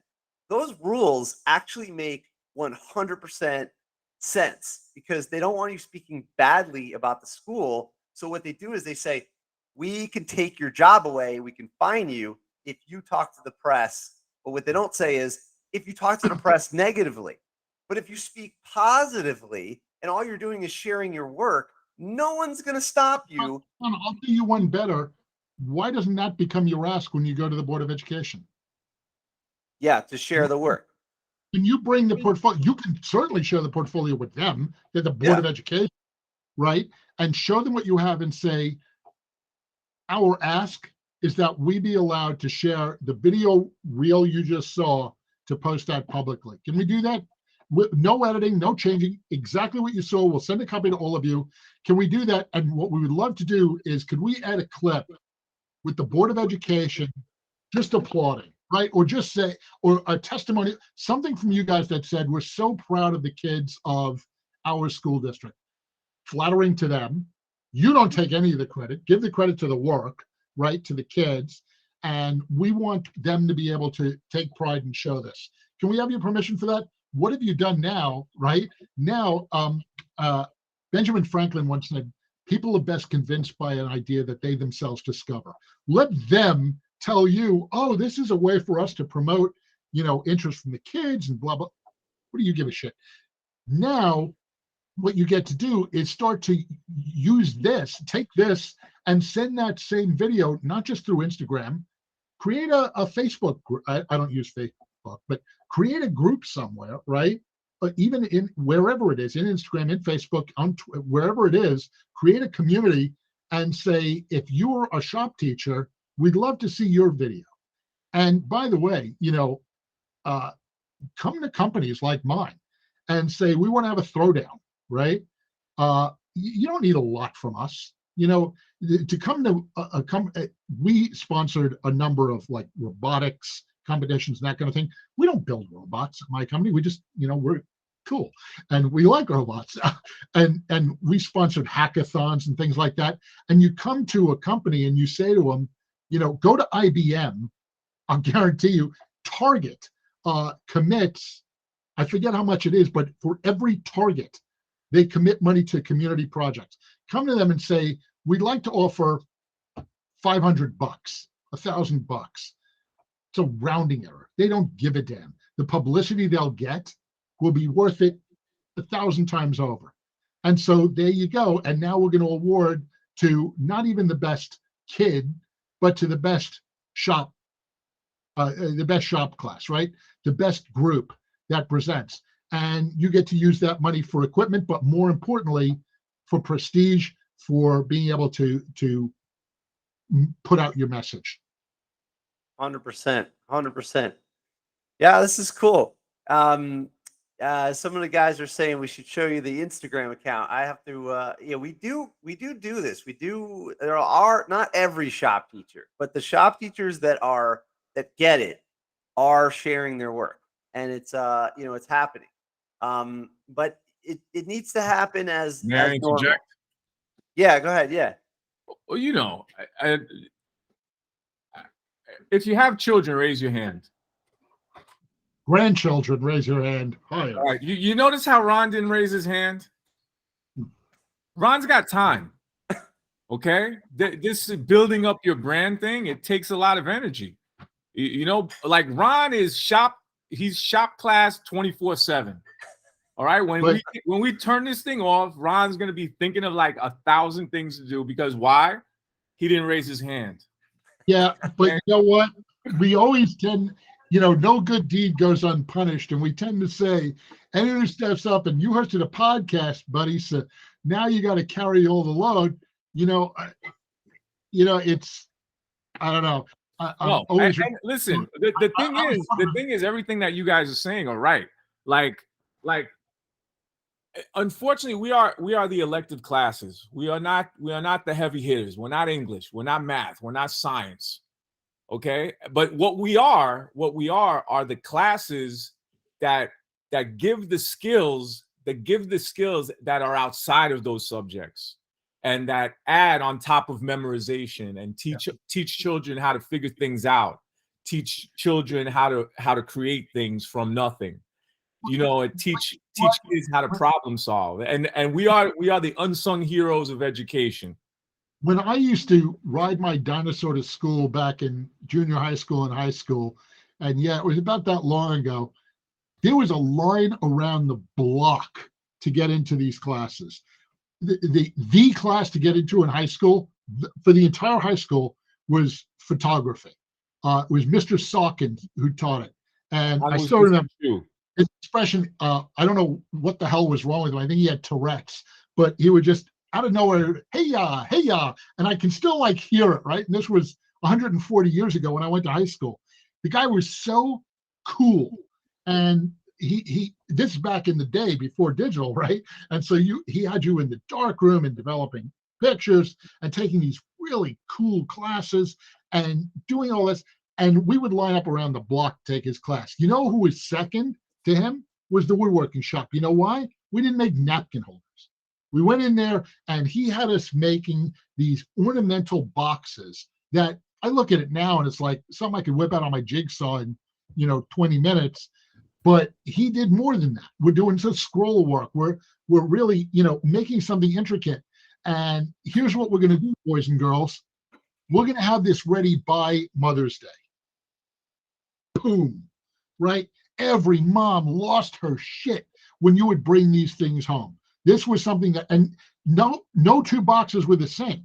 And so he would go to Mr. Sawkins and have his photography guys taking pictures of these things, and they would put it in the school, rag, whatever they handed out on a monthly basis, and all the moms would get to see, and your kid's picture of your gift that he gave you, she gave you, was in there, and of course it was the best one, right?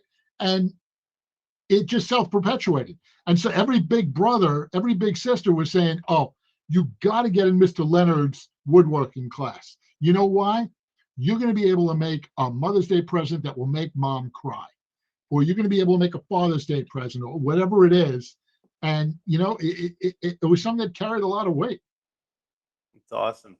I'm just not logged into Instagram right now, but we have a whole bunch of examples that are similar. But however, I do think that even though we're on Instagram and some of us have some YouTube channels and whatnot, I do think it's important to directly connect with the board and directly connect with the parents. And I will tell you, that's something that I haven't done in a while. I did do that for a bit, but it goes a long way. So, that's a good advice, 100%.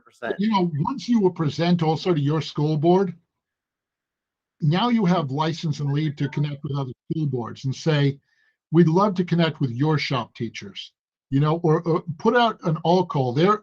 I mean, you're all part of the union, right? Yeah. Put out a call through the union and just say, we need to bring together everyone who considers themselves a shop, a craft, a whatever teacher. We're putting out a call, inviting them to join us for this cyber public conversation, right? Here's the cyber square. Here's where we're going to be having this conversation. And it's as simple as a starting page of saying, we just think we need to all band together so that we're not disbanded for what we bring to our organization. Because look, the one thing I'm sure all shop teachers have in common is they're all waiting for that damn axe to drop, right? Someone to whine about budgets and what's the first thing that's going to get cut? They're not cutting English. They're not. They're not cutting math. They're cutting music, they're cutting art, and they're cutting you. And it's a matter of self-preservation. And for you to be able to say, this isn't just something that we think is a nice to have, this is absolutely essential, the essence of what we're talking about with education. This is, I'm a mathematician, and I'm here to tell you, I think Shopcraft is as important as math. I truly do. I think this is the essence of why we're sending kids to school, is to learn to think about these things, to use their hands, to use their minds in a constructive way, to be able to, if nothing else, do something they're proud of. how many kids, other than bringing home some amorphous A, which frankly doesn't mean a damn thing, it's ephemeral, how many kids get to bring something home from any other class that they can take real pride in? Talk about that. Yeah, I agree 100%. And also to Alex's point a little bit about, like time saver. It's true. Like not everybody can just go, all the time about this. But what I've been doing lately is that you have the kids create portfolios and then you publish them, and then the kids are bragging about it, so, and digitally, so they can connect. And by the way, they're way more social media savvy than anyone on this. But at the same time, if you could make the kids connect how beneficial it is for them to create those portfolios and to broadcast those portfolios, that's the hardest part of the equation. Yeah. Is getting the kids to understand the power of what's available to them. Getting a kid to brag usually ain't all that hard. No, right? but it's getting the kids connected to the work and want to like display their work. It's not as easy as it sounds. But part of what does that, it self-perpetuates in my experience. That's what I do with my students at the university. I'll never admit this to them. I pit them against one another. Do it all the time. One of my favorite students I ever had, I ended up hiring him, and he worked for me for 17 years. And when I was handing out the papers, and I'm a rhetorical snob, I'm very much about good writing. And I said, I usually don't call people out, but Brett handed in a paper this week, and he actually used a semicolon appropriately. I nearly wept. And the class thought it was hysterical. And guess what? It upped everyone's game. That next paper that came in, boy, howdy. Everyone upped their game because I made a big deal of it. I do that with my employees, and the last thing I'll say. We have what everyone refers to, everyone who works for me in all my companies refers to as JT Stupid Prize Day. And once a quarter, I give a prize to pretty much everyone. And they are really stupid prizes. I'll give like Thor's hammer, he who is worthy, right? Who has proven himself worthy. Or I'll give, all these stupid prizes to people. And part of the reason I do it is I worked with a guy years ago, and he reminded me, he said, when we would go down to that Mexican restaurant next door, and on someone's birthday, would give them the sombrero, and everyone would sing and all that. He said, not everybody likes that. Not everybody likes to be the center of attention, but nobody likes to be ignored. And that's why I do Stupid Prize Day, right?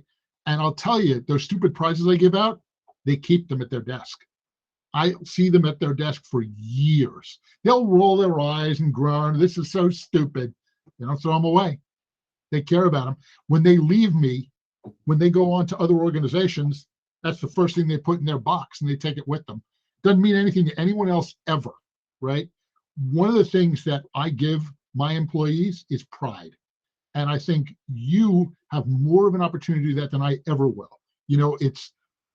I took pedagogical theory and teaching very, very seriously as subject matter.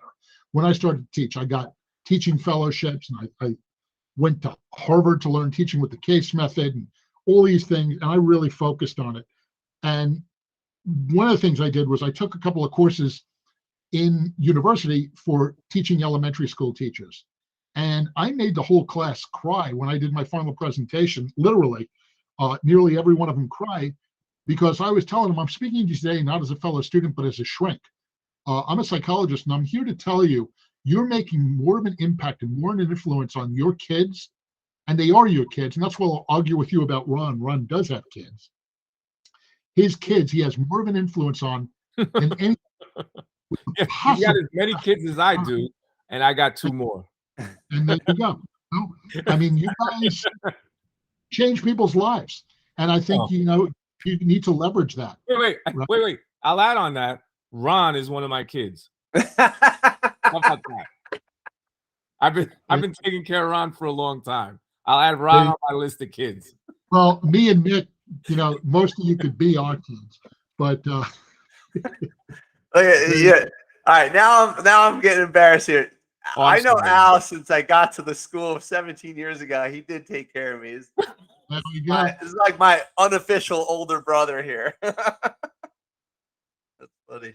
I think I'm an uncle at least. Okay, yeah. Well, look, this is awesome. I think we covered a lot here. I think maybe we'll, if people want to jump in some other questions, but There's one topic. There's one topic I didn't get to address. Sure. The tenure topic. The tenure topic. Oh yeah. There is no case of a great teacher ever changing their methods after they get tenure. The fact that tenure does not work, it falls on administration, because administration has all the time that tenure, that people who are trying to attain tenure are naked to fire and get rid of incompetent teachers for almost no reason. And the fact that any teacher who is not qualified and not efficient gets tenure is always the fault of administration and never the fault of the teacher. Well, this is going to be very unpopular. In my opinion. Yeah, it's going to be very unpopular. I'm opposed to the entire concept of tenure, particularly outside of the university system. I understand why we started the notion of tenure in universities, but let's remember it was to give academic freedom, to give the capacity to be able to teach without worrying about the caprice of the administration. In elementary school, junior high school, and high school, you don't have that liberty anyway. You have to teach to the curriculum. So, yes, other than Supreme Court justices, nobody has tenure. So I kind of question it, but I agree with you, Al. I think that that's an unfortunate truism. What bothers me about, even if I concede the point that there should be tenure, frankly, while it shouldn't be a popularity contest, I think your colleagues' opinion should weigh very heavily, as should your students. One of the points Ron made earlier, it's one of the few professions where we don't ask the customers what they think. I used to tell my students, even when I was teaching undergrad, that I consider them to be consumers of education. And I put incredible weight and value into their annual assessments of me and what pushback they would give me and the input they would give me. And look, some of them were brutal, but they were probably right. And I needed to at least take that into consideration. And I don't think we do that enough, and we don't institutionalize it enough. We grade the students, they don't grade us. I think that's wrong. Yeah, I mean, the tenure has pluses and minuses. I would say it's kind of like a double-edged sword. I agree. But I agree with Alex that the problem is they don't run the paperwork on somebody who shouldn't be there. But what is that like? Is it subjective? Like, who are they to say anyway? So it just sort of gives you due process, in case they got some. Yeah, we're not going to change the tenure system. Yeah. And but, look, Connor's about to get tenured. I'm very happy about that. There you go. Yeah, exactly. But I also think any teacher worth his salt, his or her salt, is always should be creating an open environment where students can express their feelings and opinions. And a good teacher should always be evolving, to the needs of the students and like the times. You can't stay teaching in 2022 is not the same as teaching in, for me, 1999. And the one place I'll disagree with you about that their capability or their approach doesn't change is it does if it becomes more fun. If they find a way to make it more enjoyable, there are people, I recognized early on in my career as a shrink in particular, there are some people that what makes them happiest is being unhappy. There are those people. We all know them. They enjoy being miserable and making everyone else miserable. But that's a minority. Most of us want to be happy. The Dalai Lama famously, when he was asked, what's the meaning of life? He said happiness. I mean, that's basically it. He didn't say hedonism. He said happiness. If you can show a teacher that they can be less miserable, that they can be happy, that they can enjoy what they're doing, and in particular, doing the kind of work you're doing, just before I came on, my wife and I were laughing together at this ad for a local mattress company. a mattress store, and we were saying, yeah, that'd be an awesome job, right? Can you imagine? It's like, it's a mattress, you know? You'd want to kill yourself, right? Yeah. Hang on, you know, when I start working here, they give me a razor blade. This is all I do every day. And I know for some teachers, especially if you're teaching, you know, the same books, the same reading material every year, year after year, I can see how it could affect you. But with you guys, you don't have to make the napkin holder. You know, you get to decide. I'm going to do something that's really cool. And, you know, I really think robotics are cool. So, you know, I'm teaching metal shop, I'm teaching electronics, I'm teaching automotive, whatever it is. I'm going to show them how to drive it, the concept of a self-driving car. I'm going to teach them the basic rudiments of how to write computer code, and we're going to make little cars that will run around in circles. I'm going to give them, you know, we'll get the school board to fund one of these things that's self-driving, and I'm going to teach them about how you code it to do that, and how it's really no different than if you're teaching a Tesla. Cool, right? And so what I would encourage you to do is don't worry about the kids. Do what you want to do. I mean, you know, a final anecdote. I was when I was in the military, me and a couple of guys are sitting in a restaurant right outside of the fort, and we have our, you know, little green hats on the table. Back when I was with the Green Beret, and this little kid comes up. He's like, I don't know, 11, 12 years old. And he said, are you guys Green Berets? And we said, well, no, those are Green Berets. We're Special Forces soldiers, which, by the way, I'll tell all of you, don't ever call a Special Forces soldier a hat. We don't like it. But, you know, just joking with the kid and say, yeah, we're Green Berets. And he said, you know, when I grow up, I want to be a Green Beret. And we said, sorry, kid, you can't do both. And that's the truth of it, right? You can either grow up or you can be a Green Beret. We were just having fun. It was great. We loved doing it, right? We were getting paid to play. A good shop teacher is the same way, right? They're paying you. I mean, you've got to, I know Ron occasionally has to go home and say, holy crap, they're paying me to like put together fire and steel and to make crap and to decide to work on, you know, this or that. How much fun is that, right? And that's cool. You know, why did you go in to become shop teachers? I used to remind my fellow professors when they were, you know, wanting to kill themselves and bored, why'd you go into your field? Why'd you become an entomologist? In theory, I guess you like bugs, right? So communicate that passion. And it's the same thing with you guys, except it's really fun. And by the way, we talked about, you know, I'm going to Red Line Chopper School. I've been to Lower School of Woodworking, learned Japanese joinery. This Red Line Chopper School is going to cost me, I think the tuition's like $3,500. And I got to travel and pay for a hotel and meals and all that. Happy to do it. You're paying to go to shop class. Get to do all that. Yeah. Wow. This is cool. You know, it's real good. I appreciate, you know, you doing this. You know, I think you raised some good points. I'm actually looking forward to rewatching this because I think there was some really good stuff that was brought up. Yeah, I mean, you know, we basically get paid to play, which is awesome. And what keeps me is that I create my own curriculum. You know, if they told me what to teach, that wouldn't have worked. And everyone in here does an amazing work. You know, Dukes teaches middle school, and he's got the shop kids doing. He tries a new machine every year. Oh, we always hear about it. You know, and Nick, he's got his passion, his craftsmanship, and whatnot, and we get to see that.